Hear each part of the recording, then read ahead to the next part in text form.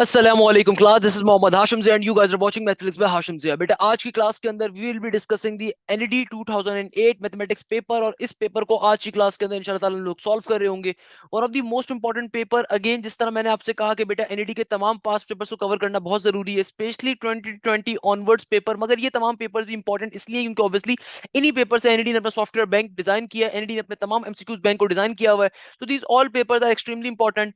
तो भाई देखो आज के पहले क्वेश्चन के ऊपर मूव करते हैं। पहला क्वेश्चन क्या कह रहा है एग्जामिनर? एग्जामिनर कहता है if set A is equal to A, B, C, D, E and set B is equal to B, C, E, G, H, G और C सेट की वैल्यू गिवन है। तो आगे एग्जामिनर कहता है B माइनस A बताओ, फिर उसको माइनस करवाओ C से।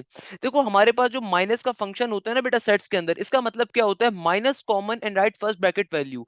तो अगर मुझे सबसे पहले B माइनस A करना है तो इसका मतलब क्या है कि भाई मैं B के सेट में से A के जो कॉमन एलिमेंट्स हैं उनको माइनस करूंगा, उनको सब्ट्रैक्ट कर दूंगा, उनको खत्म कर दूंगा, और जो बी के सेट के अंदर रिमेनिंग वैल्यूज बच जाएंगी वो मेरा आंसर होगा बी माइनस ए का। तो सबसे पहले हम लोग क्या फाइंड आउट करेंगे बेटा? बी माइनस ए की वैल्यू को फाइंड आउट करेंगे। देखो माइनस का ऑपरेशन सेट्स के अंदर हमें क्या कहता है? ये कहता है कॉमन पार्ट को दोनों सेट्स के खत्म कर दो और जो पहले सेट के रिमेनिंग पार्ट्स हो खाली वो बच जाएंगे। तो अगर मैं बी माइनस ए करूंगा तो क्या बचेगा? देखो सेट बी के अंदर बी आ रहा है, सेट ए के अंदर भी बी आ रहा है, खत्म हो गया। सेट सी के अंदर देखो सी आ रहा है, इसमें भी सी आ रहा है, खत्म हो गया। सेट बी के अंदर ई आ रहा है, सेट ए के अंदर भी ई आ रहा है, खत्म हो गया। सेट बी के अंदर जी आ रहा है, अब देखो सेट ए के अंदर कहीं भी जी नहीं है, ये रिमेनिंग बच जाएगा। सेट बी के अंदर एच आ रहा है, ये भी सेट ए के अंदर कहीं नहीं है। तो इसका मतलब बी माइनस ए का आंसर क्या होगा? बी माइनस ए का आंसर होगा जी कॉमा एच। बेटा उसके पीछे लॉजिक क्या है? देखो जब कभी आपको माइनस का ऑपरेशन दो सेट्स में करना होता है ना, तो जो भी कॉमन एलिमेंट्स होते हैं उनको आप रिमूव कर देते हो, और जो भी पहला वाला सेट होता है, जो इस केस में पहला वाला सेट क्या है? बी, तो उसके अंदर जो पहले वाले सेट के रिमेनिंग एलिमेंट्स होते हैं उनको खाली लिखा जाता है। अब मुझे इसको माइनस करवाना है सी के साथ। अब देखो सी के अंदर रिमेनिंग वैल्यूज क्या है? सी के अंदर मेरे पास कौन कौन सी सेट के अंदर से क्या क्या वैल्यूज मेरे पास आ रही हैं? ये आ रही हैं डी, ई, एफ, जी और एच। अगेन माइनस करवाना है, देखो माइनस करवाना है। बी माइनस ए का जो आंसर आया था उसको सी में से माइनस करवाना है। माइनस का मतलब भी क्या होता है कि भाई कॉमन एलिमेंट्स को सेपरेट करवाओगे। देखो जी कॉमन है, दोनों के अंदर कॉमन है, एच कॉमन है, कॉमन है। तो भाई और कोई चीज कॉमन आ रही है? दोनों में नहीं आ रही। तो सेट बी के रिमेनिंग वैल्यूज कौन सी हैं? बी माइनस ए की रिमेनिंग वैल्यूज कौन सी हैं? कोई भी नहीं बचेगी ना, क्योंकि देखो अब जब मैं बी माइनस ए को माइनस करवा रहा हूँ सेट सी से, तो भाई ये वाला छोटा सेट था और ये बड़ा सेट था, तो जो मैंने जब मैंने कॉमन्स को सेपरेट करवा दिया तो इस सेट के अंदर कुछ भी रिमेनिंग नहीं है। इसका मतलब आंसर क्या बच रहा है? जीरो बच रहा है। क्योंकि देखो माइनस के ऑपरेशन का मतलब क्या होता है? कॉमन एलिमेंट्स को आपने रिमूव कर दिया और उसके बाद पहले सेट के जो रिमेनिंग वैल्यूज है वो आंसर होंगी। तो पहले सेट के अंदर कोई भी वैल्यूज रिमेनिंग नहीं होगी कॉमन के अलावा, तो जीरो सेट यानी कि नल सेट मेरा आंसर होगा। तो option number B will be the correct answer. अब देखो बेटा नेक्स्ट क्वेश्चन हमारे पास जो आ रहा है इंटरेस्टिंग क्वेश्चन है, मजे का क्वेश्चन है। इस क्वेश्चन में एग्जामिनर कहते हैं omega is a complex cube root of unity, then 1 minus omega square whole power 4 किसके बराबर होगा? देखो हमेशा ये बात याद रखिएगा, हमारे पास ओमेगा की प्रॉपर्टी होती है 1 प्लस ओमेगा प्लस का ओमेगा स्क्वायर बराबर होता है किसके? जीरो के। क्लियर है बेटा? तो अब देखो यहाँ पे आपसे एग्जामिनर क्या कह रहा है? एग्जामिनर कह रहा है आपके पास लिखा हुआ है 1 माइनस ओमेगा स्क्वायर। तो बेटा अगर मैं इस ब्रैकेट के अंदर से यहां से माइनस साइन कॉमन ले लूं तो ब्रैकेट में क्या बचेगा? ये बच जाएगा ओमेगा प्लस का ओमेगा स्क्वायर, ओमेगा प्लस का ओमेगा स्क्वायर बच जाएगा। और बाहर मेरे पास होल पावर में 4 का 4 एज इट इज। हमें मालूम है कि दुनिया के अंदर 1 प्लस ओमेगा स्क्वायर अगर जीरो के बराबर होता है तो इसका मतलब क्या है? इसका मतलब ये है कि भाई अगर सिर्फ कहीं पे ओमेगा स्क्वायर प्लस ओमेगा लिखा हुआ हो तो प्लस का 1 वहां चला जाएगा, वहां नेगेटिव 1 बन जाएगा। सिमिलरली मैं यहाँ पे ओमेगा प्लस ओमेगा स्क्वायर की जगह पे क्या लिख सकता हूँ? नेगेटिव 1। तो नेगेटिव नेगेटिव क्या हो जाएगा? प्लस का 1, और 1 प्लस 1 क्या हो जाएगा? 2। 2 की पावर 4 क्या होता है? 16 के बराबर। तो option number C will be the correct answer. देखो कैसे सॉल्व किया, बहुत सिंपल है यार। आपके पास सिंपल तरीके से अगर आप यहां से क्या ले लो, नेगेटिव साइन कॉमन ले लो, तो ओमेगा प्लस का ओमेगा स्क्वायर बन जाएगा जो कि नेगेटिव 1 के बराबर होता है, और होल पावर में क्या है? 4 का 4। नेगेटिव नेगेटिव पॉजिटिव हो गया तो 1 प्लस का 1 2 बन गया, 2 की पावर 4 क्या होता है? 16। क्वेश्चन सिंपल तरीके से क्या हो गया बेटा? सॉल्व हो जाएगा। नेक्स्ट क्वेश्चन में एग्जामिनर कहता है x square plus 3x minus का 2 is divided by x plus 2, then the remainder is dash. अब देखो इस कॉन्सेप्ट को सॉल्व कैसे करेंगे? Again a very basic concept. कभी भी इस तरह का कॉन्सेप्ट आए ना आपके पास कि आपको भैया एक पर्टिकुलर पॉलिनोमियल गिवन है और साथ में उसका डिवाइडेंड गिवन है, तो आप क्या करो? आप सिंपल तरीके से यहां से फैक्टर इसको क्रिएट कर दो। अब लेट सपोज मैं इसको अगर फैक्टर क्रिएट करता हूं तो जाहिर सी बात है मैं x प्लस का 2 इक्वल टू 0 सपोज करूंगा। तो यहां से मेरे पास x की एक वैल्यू आ गई। अगर मैं इस x की वैल्यू को उठा के इस इक्वेशन में प्लॉट करता हूं तो मेरा आंसर क्या बनेगा, हम चेक कर लेते हैं, उससे उसके जरिए मेरा आंसर आ जाएगा, रिमाइंडर आ जाएगा। तो क्या बनेगा भाई, एक्स की अगर इस फैक्टर को मैं प्लॉट करता हूँ, जाहिर सी बात जो रिमेनिंग वैल्यू होगी मेरा रिमाइंडर होगा। तो क्या बन जाएगा -2 का स्क्वायर, -2 का स्क्वायर विल बिकम 4, और प्लस का 3 इंटू -2, तो 3 इंटू -2 नेगेटिव का 6 बन जाएगा, आगे माइनस का 2 एज इट इज। अब देखो सिंपल सी बात है, नेगेटिव का 6 नेगेटिव का 2 क्या हो जाएगा, नेगेटिव का 8, और 4 में से 8 जाएगा तो क्या आंसर आएगा, नेगेटिव का 4। तो रिमाइंडर क्या होगा आपका, नेगेटिव का 4। Option number C will be the correct answer, cat will be the correct answer. Next question में एग्जामिनर कहता है first and fourth term of a GP are 532 respectively, then the second term is dash. अब देखो examiner यहाँ पे क्या कह रहा है, कहता है कि तुम्हारे पास जो है ना एक जीपी है, उस जीपी के अंदर तुम्हारे पास जो पहली टर्म आ रही है वो 500 के बराबर आ रही है, और तुम्हारे पास जो फोर्थ टर्म आ रही है वो 32 के बराबर आ रही है। कहता है कि भाई सेकंड टर्म बताओ। अब देखो मुझे जीपी के अंदर फर्स्ट टर्म गिवन है, यानी कि T1 की वैल्यू गिवन है किसके बराबर, 500 के बराबर, और एग्जामिनर कहता है कि भाई सेकंड फोर्थ टर्म की वैल्यू गिवन है आपको 32 के बराबर, कहता है कि भाई आपको सेकंड टर्म निकालनी है। अब देखो जीपी के अंदर फर्स्ट टर्म का मतलब क्या है, ये तो ए रहेगा, तो यानी कि ए की वैल्यू गिवन है 500 के बराबर, और फोर्थ टर्म का मतलब क्या है, अगर जीपी का फॉर्मूला ओपन करेंगे तो it should become a r cube is equal to 32। Clear है, हमें निकालना क्या है, हमें सेकंड टर्म बनानी है। सेकंड टर्म क्या होती है भाई, सेकंड टर्म हमारे पास होगी, यानी कि T2 या A2 की किसके बराबर होगा, ये बराबर होगा सिंपल ए आर के, यानी सेकंड टर्म का मतलब क्या, ए आर। सही है ना, हमें इसकी वैल्यू को फाइंड करना है। अब देखो कैसे फाइंड आउट करेंगे, क्या लॉजिक अप्लाई करेंगे, बहुत सिंपल है, कोई मुश्किल चीज नहीं है। कि भाई आपने सबसे पहले तो आपको साफ तौर पे दिख रहा है ए की वैल्यू मिल गई है डायरेक्टली, हमें डायरेक्टली यहाँ पे ए की वैल्यू देखो मिली हुई है, तो ए की वैल्यू 500 आ रही है, इसको उठा के यहाँ पे प्लॉट कर देते हैं। तो क्या बन जाएगा भाई, ये यहाँ पे हो जाएगा 500 का 500 इंटू आर क्यूब का आर क्यूब इक्वल टू के बाद 32 का 32, ये 500 यहाँ पे मल्टीप्लाई और वहां डिवाइड हो जाएगा। तो आपके पास आर क्यूब की वैल्यू क्या आ जाएगी बेटा, ये आ जाएगी सिंपल तरीके से 32 डिवाइडेड बाय 500। अब मैं इसको अगर फर्दर सिंप्लीफाई करूं तो व्हाट इट विल बिकम 2 के टेबल पढ़ लेते हैं भाई। आप चाहे तो आपके पास कैलकुलेटर अवेलेबल है तो आप डायरेक्टली कैलकुलेटर के ऊपर भी कर सकते हैं, कोई मसले की बात नहीं है, एनईडी साइड पे तो आपको कैलकुलेटर अलाउ है। मगर मैं तो हमेशा बच्चों को रिकमेंड करता हूं कि भाई कैलकुलेटर के बगैर सिंप्लीफिकेशन करो, अगर अल्लाह ना करे कैलकुलेटर छीन लिया गया तो भाई क्या बन जाएगा, जाहिर सी बात है 4 8 विल बी 4 8 32 हो जाएगा, और 4 के टेबल में 500, तो भाई 4 50 कहां पर होगा, 4 10 40, 4 11 44, 4 12 विल बी 48, तो भाई 12 हो गया यहाँ पे, और आगे 2 बचेगा, और 4 5 20, यानी कि 8 डिवाइडेड बाय 125 बन जाएगा, है ना भाई, ऐसा ही है ना। तो यानी कि देखो आपके पास आर क्यूब की वैल्यू किसके बराबर आ गई, आर क्यूब की वैल्यू आ गई 8 डिवाइडेड बाय 125। अब हमें ये बात मालूम है 8 क्या होता है 2 का क्यूब, 125 क्या होता है 5 का क्यूब, सिंपल तरीके से क्वेश्चन सॉल्व हो गया एक तरीके से। आपके पास आर की वैल्यू आ गई, कैसे कि देखो क्यूब रूट को अप्लाई करोगे तो आपको पता है कि भाई 8 क्या होता है मेरा बेटा, 8 होता है हमारे पास 2 का क्यूब, और 125 क्या होता है 5 का क्यूब, और यहाँ पे आर क्यूब का आर क्यूब। तो बेटा जब आप क्यूब रूट अप्लाई करोगे सारे क्यूब से कैंसिल आउट हो जाएंगे, तो आर की वैल्यू क्या आ जाएगी 2 डिवाइडेड बाय 5 के बराबर। हमें ए ऑलरेडी पता है, तो अगर मुझे T2 निकालना है तो T2 का आंसर क्या आ जाएगा, देखो ए हमें पता है ए किसके बराबर है 500 के, ये मल्टीप्लाई हो जाएगा आर, आर किसके बराबर है 2 डिवाइड बाय 5 के, तो 5 10 जार क्या हो जाएगा, 5 10 जार इज 50, और 0 का 0 100 2 जार 200, यानी कि मेरे पास सिंपल तरीके से T2 की वैल्यू क्या आ जाएगी बेटा 200 के बराबर, T2 की वैल्यू क्या आ जाएगी 200 के बराबर। Option number banana will be the correct answer, option banana will be the correct answer. Question क्या हो गया, सॉल्व हो गया। नेक्स्ट क्वेश्चन के ऊपर मूव कर सकते हैं। नेक्स्ट क्वेश्चन के अंदर एग्जामिनर कहता है कि भाई derivative of ln 5x plus के 2 की वैल्यू बताइए। अब देखो ln 5x प्लस 2 की वैल्यू किसके बराबर होगी, अगर मुझे डेरिवेटिव फाइंड आउट करना है ln 5x प्लस 2 का, तो मेरे प्यारे शागिर्दों डेरिवेटिव के अंदर log के लिए ln के लिए क्या फॉर्मूला होता है, ये होता है कि जो भी आपका फंक्शन आ रहा है ln के साथ, देखो यहाँ पे फंक्शन क्या है मेरा 5x प्लस का 2, सिंपल तरीके से ये एक दफा डिवीजन के अंदर लिखा जाएगा, और फिर बात यहाँ पे खत्म नहीं होगी, बात बढ़ेगी आगे। आगे जाके सिंपल तरीके से हम लोग क्या करेंगे मेरा बेटा, जो भी मेरा फंक्शन उसका डेरिवेटिव लेंगे, तो 5x का डेरिवेटिव 5 हो जाएगा, और प्लस के 2 का डेरिवेटिव 0 हो जाएगा। तो फाइनली मेरा आंसर क्या आ जाएगा, ये आ जाएगा 5 डिवाइडेड बाय 5x प्लस का 2। तो ऑप्शन नंबर डी यानी कि D for dog will be the correct answer. तो option number dogs will be the correct answer. Next question एक बड़े मजे का क्वेश्चन आ रहा है। इस क्वेश्चन में एग्जामिनर कहता है कि भाई तुम्हारे पास है cos x into cosec x plus का sin x into sec x, कहता है कि इसको सॉल्व करके बताओ। कैसे सॉल्व करेंगे, देखो अगेन आपको यहाँ पे क्या करना है, ट्रिगोनोमेट्री का क्वेश्चन आ रहा है, सिंप्लीफिकेशन करनी है। तो बेटा देखो कैसे सिंप्लीफाई करूंगा, यहाँ पे मेरे पास आ रहा है cos का cos as it is, cosec क्या होता है, cosec होता है हमारे पास दुनिया में 1 डिवाइडेड बाय sin x के बराबर, आगे प्लस का sin x as it is का एज इट इज, और देखो sec दुनिया में क्या होता है, sec होता है हमारे पास 1 डिवाइडेड बाय cos के बराबर। तो मेरे पास बेसिकली क्वेश्चन क्या बन गया, ये हमारे पास सिंप्लीफिकेशन क्या हो जाएगी, cos divided by sin x आ रहा है, और आगे मेरे पास आ रहा है पॉजिटिव का sin x divided by cos x।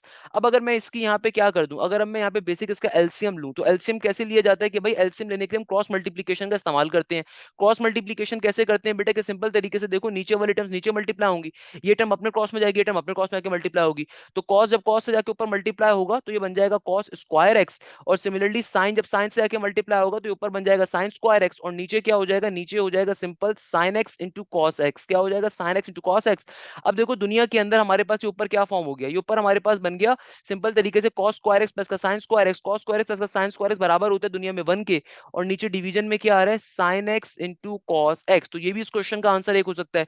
नहीं तो अगर एग्जामिनर कह रहा है कि भाई ये देखो ऑप्शन के अंदर कहीं भी नहीं गिवन, इसका मतलब क्या, इसको फर्दर सिंप्लीफाई करवाना है।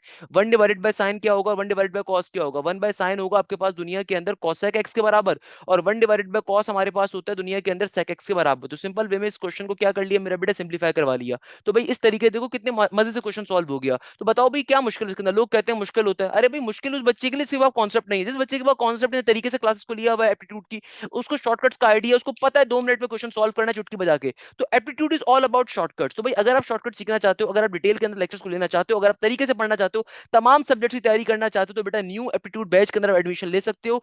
एडमिशन लेने का तरीकाकार बहुत सिंपल है कि बेटा इस बैच में आपकी ना सिर्फ एनईडी की तैयारी होगी, बल्कि साथ साथ फास्ट की, नस्ट यूनिवर्सिटी की, दाऊद की, कराची यूनिवर्सिटी की, प्यास की, जीआई की सबकी तैयारी करवाई जाती है, और बड़ी कम सी फीस होती है, मिनिमल फीस होती है। आपका कोई दोस्त किसी महंगे तरीन कोचिंग में बैठा हुआ है, उसको इतनी तरीके से डिटेल में नहीं पढ़ाया जाएगा जिस तरीके से हम लोग कवर करवा रहे होते हैं, प्लस तमाम कॉन्सेप्ट को क्लियर कर रहे होते हैं, प्लस तमाम पास्ट पेपर्स को कवर अप करवा रहे होते हैं। खैर नेक्स्ट क्वेश्चन के ऊपर मूव करते हैं। अच्छा तो बेटा अब देखो हमारे पास जो नेक्स्ट क्वेश्चन आ रहा है, इस क्वेश्चन में एग्जामिनर हमसे कहता है इफ 3x स्क्वायर प्लस का px प्लस का 7 is equal to 0 has the real roots the smallest positive integer p is dash. अब देखो सबसे पहले तो आप ये देखो आपको इक्वेशन गिवन है, इस इक्वेशन का मतलब क्या है, क्या आपके पास a की वैल्यू क्या है, a बेसिकली होता है क्या है, स्क्वायर बेस्ड टर्म का कोफिशिएंट, तो a की वैल्यू 3 के बराबर है। b क्या होता है, किसी भी इक्वेशन के अंदर जो सिंगल पावर वाला वेरिएबल होता है ना मेरा बेटा, उसका जो कोफिशिएंट होता है उसको हम b कहते हैं। तो यहाँ पे क्या है, x का कोफिशिएंट p है, तो यानी कि b की वैल्यू p के बराबर है, और जो रिमेनिंग वैल्यू होती है उसको c यानी कि कांस्टेंट कहा जाता है। एग्जामिनर कह रहे हैं कि इक्वेशन कैसी है आपकी, रियल रूट्स है। रियल रूट्स का मतलब क्या होता है कि आपका जो डिस्क्रिमिनेंट है ना वो ग्रेटर देन इक्वल टू 0 होगा। यानी कि हम क्या बोलेंगे कि भाई डिस्क्रिमिनेंट का मतलब क्या है कि मेरे पास सिंपल तरीके से बी स्क्वायर माइनस के 4ac की वैल्यू या तो बड़ी है बराबर होगी किसके, 0 के। हमें निकालना क्या है, स्मॉलेस्ट पॉजिटिव इंटीजर p, कोई मसले की बात नहीं है। कैसे सॉल्व किया जाएगा, भाई देखो b की वैल्यू क्या है, b मेरे पास आ रहा है p का स्क्वायर, आगे है माइनस का 4, a की वैल्यू क्या है 3 के बराबर, c की वैल्यू आ रही है बेटा 7 के बराबर, ग्रेटर देन इक्वल टू 0। तो आपके पास सिंपल तरीके से क्या बन जाएगा, 4 3 12 एंड 12 7 इज 84। तो आपके पास बेसिकली पी स्क्वायर माइनस का 84 ग्रेटर देन इक्वल टू 0, और माइनस के 84 को दूसरी तरफ भेजोगे तो यानी कि पी स्क्वायर की वैल्यू बड़ी होगी या बराबर होगी किसके, 84 के। तो अगर मुझे यहां से पी की वैल्यू चाहिए, अब देखो पी की वैल्यू कैसे निकालेंगे, अभी फिलहाल के लिए आप ग्रेटर देन इक्वल टू छोड़ दो, कंसीडर करो यहाँ पे सिंपल इक्वल टू का सिंबल होगा, तो पी स्क्वायर इक्वल टू 84 अगर आ रहा है, तो जाहिर सी बात है पी की वैल्यू निकालने के लिए you need to solve it by using the under root method. आप अंडर रूट लोगे, जब आप अंडर रूट लोगे तो आपको पता है कि यार 84 तो किसी का परफेक्ट रूट नहीं होता, उससे छोटा परफेक्ट रूट कौन सा होता है, 81। 81 किसका परफेक्ट रूट होता है, 9 का। यानी कि आपके पास परफेक्ट रूट आपके पास या तो 9 का होगा, 8 का क्या होता है, 8 का स्क्वायर 64 होता है, 9 का स्क्वायर 81 होता है, और 10 का स्क्वायर 100 होता है। यानी कि इसका मतलब क्या हुआ, आपकी जो भी वैल्यू होगी 84 का जो भी आंसर होगा बेसिकली 9 से कम से कम बड़ा होगा। 9 से क्या होगा, बड़ा होगा। आप कैलकुलेटर भी चेक कर सकते हो कि यार 84 का रूट क्या होगा, 9.2 9.3 9.4 के बराबर होगा। इसका मतलब क्या है कि पी की वैल्यू लगभग 9.2 9.3 9.4 के बराबर होगी। मगर एग्जामिनर क्या कह रहा है, smallest positive integer. Integer integer का मतलब होता है परफेक्ट नंबर, है ना। अब जरा बात को समझो कि बेटा देखो आपके पास जो आंसर्स गिवन है या तो 9 गिवन है, या 10 गिवन है, या 84 गिवन है, या 8 गिवन है। अब देखो पी की वैल्यू, एग्जामिनर क्या कह रहा है, कंडीशन चूंकि रियल रूट्स की गिवन थी, तो मेरे रूट्स कैसे है, मेरे जो यहाँ पे साइन है वो कैसा साइन है, greater than equal to. Greater than equal to का मतलब क्या है कि या तो बड़ी होगी या उससे बराबर होगी। अब देखो 84 का जो रूट होगा वो 9.2 9.3 के बराबर होगा, लेट्स सपोज 9.4 के बराबर है फॉर एग्जांपल। अब 9.4 प्रॉपर इंटीजर नहीं हो सकता, तो भाई इसका मतलब क्या, 9.4 से बड़ा, एग्जैक्टली बड़ा कौन सा इंटीजर मेरे पास होगा, वो होगा 10। तो इसका मतलब करेक्ट ऑप्शन क्या होगा, ऑप्शन नंबर बी। उसके पीछे लॉजिक समझो कि देखो अगर आपके पास लेट सपोज पी की वैल्यू आ रही है किसके बराबर आ रही है, 9.3 के बराबर आ रही है, 9.4 के बराबर आ रही है, तो मगर अब मेरी कंडीशन क्या है, ग्रेटर देन इक्वल टू, क्योंकि whenever the roots are real, तो रूट्स कभी भी अगर रियल होते हैं तो बेटा इसका मतलब क्या होता है, ग्रेटर देन इक्वल टू। तो अब देखो ग्रेटर देन इक्वल टू 9.3, अब देखो यानी कि 9.3 से बराबर होंगे, इससे बड़े होंगे। अब 9.3 को इंटीजर नहीं होता, प्रॉपर इंटीजर क्या होगा, या तो 9 होगा या 10 होगा। मगर चूंकि सिंबल क्या कह रहा है, ग्रेटर देन इक्वल टू, तो 9.3 से बड़ा इंटीजर आपके पास जो करीब तरीन इंटीजर होगा वो कौन सा होगा, सम अप अगर आप करते हो, राउंड अप अगर आप करते हो तो 10 होगा। तो इसका मतलब करेक्ट आंसर क्या होगा, 10 के बराबर होगा। क्वेश्चन सॉल्व हो गया। अच्छा भाई, नेक्स्ट क्वेश्चन देखो हमसे क्या कह रहा है। नेक्स्ट क्वेश्चन हमसे कह रहा है क्वेश्चन नंबर 8। ये कहता है कि भाई इंटीग्रेशन गिवन है किसके ऊपर, 1/a² x² प्लस का b²। एग्जामिनर कहते हैं सॉल्व करके बताओ। अब देखो बेटा इस क्वेश्चन को आप कैसे सॉल्व कर सकते हो, तो बेटा अब देखो आपके पास जो नेक्स्ट क्वेश्चन आ रहा है ना बेटा, इस क्वेश्चन को मार्क कर लो। मैं कुछ क्वेश्चंस के बारे में स्पेशली आपको गाइड करता हूँ कि बेटा ये क्वेश्चन जो है ना ये आपके पेपर का निचोड़ है। तो ये वाला जो क्वेश्चन नंबर 8 आ रहा है ना हमारे पास, ये इस पेपर का निचोड़ है, one of the most important question. इस क्वेश्चन को मैं डिटेल में आपको बताऊंगा कि इस क्वेश्चन को नॉर्मली बच्चा सॉल्व नहीं कर सकता अनलेस एंड अनटिल उसको कॉन्सेप्ट क्लियर ना हो। इस क्वेश्चन में एग्जामिनर कहता है कि भाई इंटीग्रेशन ऊपर आ रहा है dx और नीचे डिवीजन के अंदर आ रहा है a²x², आगे आ रहा है प्लस का b² इंटू dx। तो it is a time sucker question. आपका टाइम सक हो सकता है, आपका टाइम जाया करेगा ये क्वेश्चन अगर आपको लॉजिक नहीं पता। देखो इस क्वेश्चन को सॉल्व करने की हमारे पास क्या लॉजिक होगी मेरा बेटा, क्वेश्चन को सॉल्व करने की लॉजिक बहुत सिंपल है। अगर आपको एक बेसिक कॉन्सेप्ट का आइडिया है कि भैया हमारे पास इंटीग्रेशन के अंदर एक बेसिक फॉर्मूला होता है। हम सबको ये बात मालूम है कि यार इंटीग्रेशन के अंदर कभी भी अगर आपके पास लिखा हुआ आ जाए इंटीग्रेशन 1/a² प्लस का x², भाई हमारे पास एक फॉर्मूला होता है। ये फॉर्मूला क्या होता है, 1/a, आगे क्या आ जाएगा, आगे आ जाएगा टेंजेंट इनवर्स x/a प्लस का c। जहां पे हम a को क्या कंसीडर कर रहे होते हैं, a को हम लोग कंसीडर कर रहे होते हैं कि बेटा ये हमारे पास 1 के बराबर है। तो अगर a मेरे पास 1 के बराबर होगा तो मेरा फॉर्मूला क्या बन जाएगा, मेरा फॉर्मूला बन जाएगा टेंजेंट इनवर्स x/a प्लस का c, या फिर टेंजेंट इनवर्स x सिंपली है ना। एक नॉर्मल सी चीज है जो मैंने आपको यहाँ पे गाइड कर दी। अब देखो मेरे प्यारे शागिर्दों, यानी कि हमेशा ये चीज हमें जहन में रखनी है कि इंटीग्रेशन 1/1 प्लस x² किसके बराबर होता है, ये बराबर होता है टेंजेंट इनवर्स x/1 प्लस की सी के। ये फॉर्मूला हम तमाम लोगों को आता होगा, आप तमाम लोगों को ये सिंपल सा कंप्लीटिंग द स्क्वायर का एक फॉर्मूला होता है। मगर यहाँ पे एग्जामिनर ने क्या करा है बेटा, चालाकी करी है आपके साथ। एग्जामिनर कह रहा है इंटीग्रेशन dx/a² x² प्लस का b²। अब देखो इस क्वेश्चन को सॉल्व कैसे करेंगे। पहली बात तो ये कि डायरेक्टली आप यहाँ पे फॉर्मूला अप्लाई नहीं कर सकते, क्योंकि देखो यहाँ पे इस क्वेश्चन के अंदर लॉजिक क्या हो रही है कि भाई आपके पास यहाँ पे फंक्शन के साथ एक कांस्टेंट आ रहा है a², आगे क्या है x² प्लस का b² इंटू dx। तो सबसे पहले तो भाई मैं जो मेरे फंक्शन के साथ a² आ रहा है ना इसको रिमूव करूंगा, कॉमन ले लेते हैं। कैसे कॉमन लेंगे, कॉमन लेना अब तमाम लोगों को आता है, तो यहाँ से मैं a² को कॉमन ले लेता हूँ।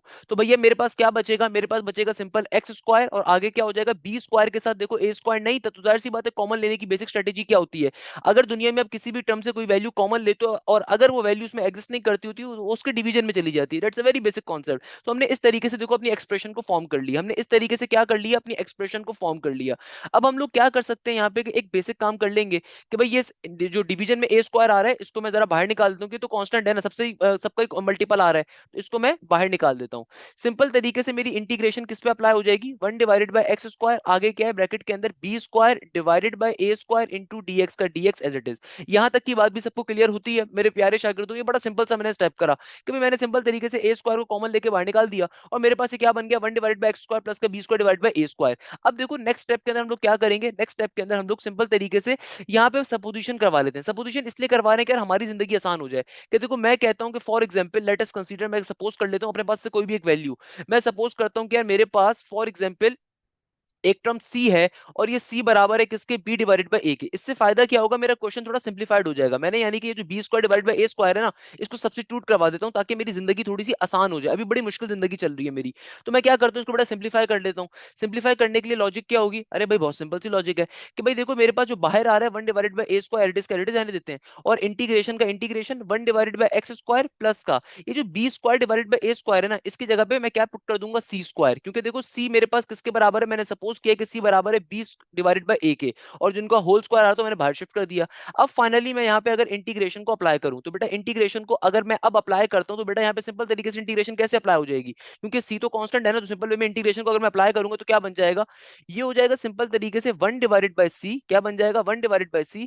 आगे क्या हो जाएगा, आगे हो जाएगा tangent inverse x divided by a, यानी कि x डिवाइडेड बाय c जो भी आपको कांस्टेंट आ रहा है। अब फाइनली अपनी c की वैल्यूज को जहां जहां c आ रहा है वहां पे प्लॉट करोगे आपका फाइनल आंसर आ जाएगा। कैसे प्लॉट करेंगे, देखो बहुत सिंपल है। हम लोगों ने सिंपल तरीके से क्या करना है, जहां जहां सी आ रहा है वहां सी की वैल्यू को प्लॉट कर देंगे। तो बेटा देखो ये 1 डिवाइडेड बाय a² का a² एज इट इज, और ये देखो आगे क्या है 1 डिवाइडेड बाय c, इस c के अंदर c की वैल्यू को डाल देंगे। c की वैल्यू किसके बराबर है, b डिवाइडेड बाय a के बराबर है। आगे क्या है मेरे पास, आगे आ रहा है टेंजेंट इनवर्स x और डिवीजन के अंदर क्या है c, c किसके बराबर है, हमने सपोज किया था c बराबर है किसके, b डिवाइडेड बाय a के। मैथ्स का बेसिक कॉन्सेप्ट होता है कभी भी एक से ज्यादा टर्म्स अगर डिवाइड हो रही होती है सबसे नीचे वाली टर्म नीचे से ऊपर जाके पलटी खा के लिखी जाती है। तो बेटा देखो ये क्या बन जाएगा, ये हो जाएगा मेरे पास simply a divided by A square into B. आगे क्या हो जाएगा, आगे हो जाएगा सिंपल टेंजेंट इनवर्स। अगेन यहाँ पे भी देखो जो a सबसे नीचे डिवाइड हो रहा है ऊपर जाके रेसिप्रोकेट फॉर्म में लिखा जाएगा, तो ए एक्स डिवाइडेड बाय बी बन जाएगा। तो फाइनल फाइनल फाइनल हमारा आंसर क्या आ जाएगा, स्क्वायर से एक ए कैंसिल आउट हो जाएगा, तो फाइनली हमारा आंसर आ जाएगा 1 डिवाइडेड बाय ए बी। आगे क्या हो जाएगा, आगे हो जाएगा बेटा टेंजेंट इनवर्स, आगे क्या हो जाएगा a x divided by b. ये फाइनली इस क्वेश्चन का बेटा आंसर होगा। That will be option number, check कर लेते हैं कौन सा ऑप्शन है भैया, 1 divided by a b into tangent inverse a x by b. तो ये देखो हमारे पास आ रहा है सिंपल तरीके से किसके ऊपर आ रहा है, ये आ रहा है हमारे पास ऑप्शन नंबर सी के ऊपर। तो करेक्ट आंसर क्या है, cats, it will be the correct answer. Question चुटकी बजा के सॉल्व हो गया भाई। कौन कहता है क्वेश्चन मुश्किल है, भाई जो कहता है क्वेश्चन मुश्किल है उसके पास कॉन्सेप्ट्स नहीं है। याद रखिएगा पेपर उस बच्चे के लिए बहुत आसान है, चाहे वो नस्ट हो, चाहे वो फास्ट हो, चाहे वो एनईडी हो, चाहे वो आईबी, जिसके कॉन्सेप्ट्स हैं, जिसने तरीके से तैयारी करी है एप्टीट्यूड की, जिसने तैयारी नहीं करी उसके लिए ऑब्वियसली बेतहाशा मुश्किल कॉन्सेप्ट्स है, इसमें कोई दो राय नहीं है। अब देखो नेक्स्ट क्वेश्चन को सॉल्व कैसे करेंगे बेटा। नेक्स्ट क्वेश्चन हमारे पास क्या आ रहा है, नेक्स्ट क्वेश्चन में एग्जामिनर मुझसे कहता है कि भाई find the length of the tangent. क्या फाइंड करना है आपको, लेंथ ऑफ द टेंजेंट को फाइंड करना है। Find the length of the tangent, कहता है 5,1 to the circle x square plus y square plus 6x minus 4y minus 3 equal to 0। Always remember this thing बेटा, length of the tangent का दुनिया में formula होता है। लेंथ ऑफ द टेंजेंट का दुनिया में फॉर्मूला क्या होता है, length of the tangent is always equal to under root, और जनरल इक्वेशन ऑफ सर्कल को लिख दो कि लेंथ ऑफ द टेंजेंट का फॉर्मूला क्या होता है, ये बराबर होता है simple x square under root के अंदर प्लस का वाई स्क्वायर, आगे प्लस का 2gx, आगे प्लस का 2fy, आगे प्लस का c। सही है ना। अब देखो आपके पास जो इक्वेशन गिवन है ना, यहां से सबसे पहले आप पॉजिटिव का g और पॉजिटिव के f को फाइंड करोगे, और आपके पास जो पॉइंट गिवन है मेरा बेटा, ये पॉइंट आपके पास x1 y1 या फिर x y, आप जो भी इसको बोलो बात एक ही है। अब देखो मैं सबसे पहले, मुझे x और y तो गिवन है, तो यहाँ पे x और y आप डाल दोगे 5 और 1 को, और g और f निकालने के लिए जो आपको सर्कल की इक्वेशन गिवन है इसको इस्तेमाल करते हैं। एक शॉर्टकट आपको बताता हूँ कि बेटा कभी भी अगर आपको पॉजिटिव का g और पॉजिटिव का f डायरेक्टली फाइंड करना हो ना, तो जो भी सिंपल x और सिंपल y आ रहा होता है सर्कल की जनरल इक्वेशन के अंदर, उसको डायरेक्टली आप 2 पे डिवाइड करवा दो। डायरेक्टली आप पॉजिटिव के 2 पे डिवाइड करवा लो, आपके पास डायरेक्टली प्लस का g और प्लस का f आ जाएगा। ये पॉजिटिव का जी और पॉजिटिव एफ निकालने की शॉर्टकट है। अगर आपको नेगेटिव का जी नेगेटिव का एफ चाहिए, डेट इज सेंटर, उसके लिए -2 से डिवाइड करवाते हैं। क्योंकि मुझे यहाँ पे प्लस का जी और प्लस का एफ चाहिए अकॉर्डिंग टू दिस फॉर्मूला, तो मैं सिंपल तरीके से क्या करूंगा बेटा, मैं सिंपल तरीके से यहाँ पे 2, तो बेटा देखो सिंपल, जब आपने x और y वाली टर्म्स को डायरेक्टली पॉजिटिव 2 से डिवाइड करवा दिया, तो आपके पास क्या वैल्यूज आ गई, 2 3 6, तो यानी कि ये तो 3 आ गया, और चूंकि यहाँ पे y के साथ नेगेटिव का साइन है तो क्या बन जाएगा, नेगेटिव का 2। यानी कि देखो आपके पास पॉजिटिव g f की वैल्यू क्या आ गई, 3 -2 के बराबर। x और y हमें डायरेक्टली पॉइंट गिवन है तो वहां से आ चुका है। अब सिंपल तरीके से मैंने लेंथ ऑफ द टेंजेंट के फॉर्मूले में वैल्यूज को प्लॉट कर देना है, तो बेटा क्या बन जाएगा, x का स्क्वायर, यानी कि 5 का स्क्वायर क्या होता है 25 के बराबर, 1 का स्क्वायर क्या होगा 1 ही, प्लस का 2gx। तो बेटा g किसके बराबर है, देखो g बराबर है हमारे पास 3 के, और x की वैल्यू क्या है, x बराबर है 5 के। आगे क्या हो जाएगा, आगे हो जाएगा प्लस का 2f, f की वैल्यू क्या है, देखो f हमारे पास क्या है, f बराबर है नेगेटिव के 2 के, तो नेगेटिव का 2 एडिट आ गया। और y किसके बराबर है, देखो y पॉइंट से गिवन है 1 के बराबर है। आगे देखो क्या है, प्लस का c, प्लस का c का मतलब होता है कांस्टेंट, तो हमारे पास कांस्टेंट क्या है, नेगेटिव का 3। सिंपल तरीके से कांस्टेंट की जगह पे नेगेटिव का 3 आ गया। अब आप बैठ के इसको सिंपलीफाई करवा लो, आपका आंसर आ जाएगा। क्या आंसर आ जाएगा भाई, सिंपल तरीके से मेरे पास आंसर आ जाएगा 25 प्लस का 1 is 26, 5 3 2 r 6 and 5 6 r is 30। आगे क्या हो जाएगा, 2 2 आर नेगेटिव का 4, नेगेटिव का 4 और नेगेटिव का 3 क्या होगा, नेगेटिव का 4 नेगेटिव का 3 नेगेटिव का 7 हो जाएगा। तो 26 में अगर आप 30 का इजाफा करो तो ये बनेगा 56, 56 में से अगर मैं 7 को माइनस करूं तो ये बन जाएगा 49, यानी कि अंडर रूट 49। और रूट 49 किसके बराबर होता है, 7 का स्क्वायर होता है, यानी कि रूट 49 की वैल्यू क्या होती है, 7 के बराबर। तो इसका मतलब लेंथ ऑफ द टेंजेंट का आंसर क्या होगा मेरे प्यारे शागिर्दों, 7 के बराबर होगा। बताइए भाई क्वेश्चन सॉल्व हो गया। कौन कहता है क्वेश्चन मुश्किल है, अरे भाई बच्चों वाली चीज है, क्या मसले की बात है, क्या प्रॉब्लम की बात है भाई, हमारे मुल्क का बच्चा बच्चा सॉल्व कर सकता है अगर कॉन्सेप्ट्स होंगे। Next question is a very important question, gradient का क्वेश्चन आ रहा है। देखो हर पेपर के अंदर स्लोप रिलेटेड कॉन्सेप्ट आते हैं, बराबर है किसके, 36 डिवाइडेड बाय डिवीजन में आ रहा है 2x माइनस के 5 का होल स्क्वायर। और आपसे कहता है कि भाई ग्रेडियंट की वैल्यू बताइए। ग्रेडियंट का मतलब क्या होता है बेटा, स्लोप। ग्रेडियंट का मतलब क्या होता है, स्लोप। और आपको पॉइंट गिवन है 3,4 के पॉइंट पे फाइंड करना है। अब देखो चाहो तो आप मेरी शॉर्टकट को अप्लाई कर सकते हो, चाहो तो आप सिंपल यहाँ पे डेरिवेटिव करके अप्लाई भी कर सकते हो। डेरिवेटिव करके इस क्वेश्चन पे अप्लाई करना ज्यादा आसान होगा, क्योंकि देखो सिंपल तरीके से अगर मैं स्लोप यहाँ पे अप्लाई करूंगा ना, तो भाई डेरिवेटिव के फॉर्म पे अप्लाई कर दूंगा। तो अगर मैं दोनों तरफ डेरिवेटिव को अप्लाई करता हूँ तो बेसिकली क्या बन जाएगा, ये बन जाएगा dy बाई डी एक्स, और dy बाई डी एक्स किसके बराबर होता है, स्लोप के। तो अगर मैं यहाँ पे डेरिवेटिव लेता हूँ तो देखो ऊपर क्या मौजूद है 36, नीचे वाली टर्म को जब मैं नीचे से ऊपर भेजूंगा तो ऊपर जाके क्या बन जाएगा, ये हो जाएगा 2x माइनस का 5 की होल पावर में नेगेटिव का 2। अब मैं सिंपल यहाँ पे डेरिवेटिव को अप्लाई करूंगा दोनों तरफ, तो डेरिवेटिव जब y पे अप्लाई होगा तो dy बाई dx बन गया, और dy by dx basically slope के बराबर होता है, और सिंपल तरीके से यहाँ पे भी डेरिवेटिव लिया जाएगा। तो देखो इक्वल टू के बाद 36 का 36, डेरिवेटिव के अंदर पावर फॉर्मूला क्या कहता है, पावर फॉर्मूला कहता है पावर को पहले लिखोगे, पावर में से एक माइनस करके लिखो, तो ये बन जाएगा 2x माइनस का 5 होल पावर के अंदर नेगेटिव का 3, सही है ना। और फिर जब मैं बेस का डेरिवेटिव लूंगा तो 2x माइनस 5 का डेरिवेटिव क्या हो जाएगा बेटा, ऑब्वियसली सी बात है 2x का डेरिवेटिव 2 हो जाएगा, और नेगेटिव का 5 का डेरिवेटिव 0 होकर खत्म हो जाएगा।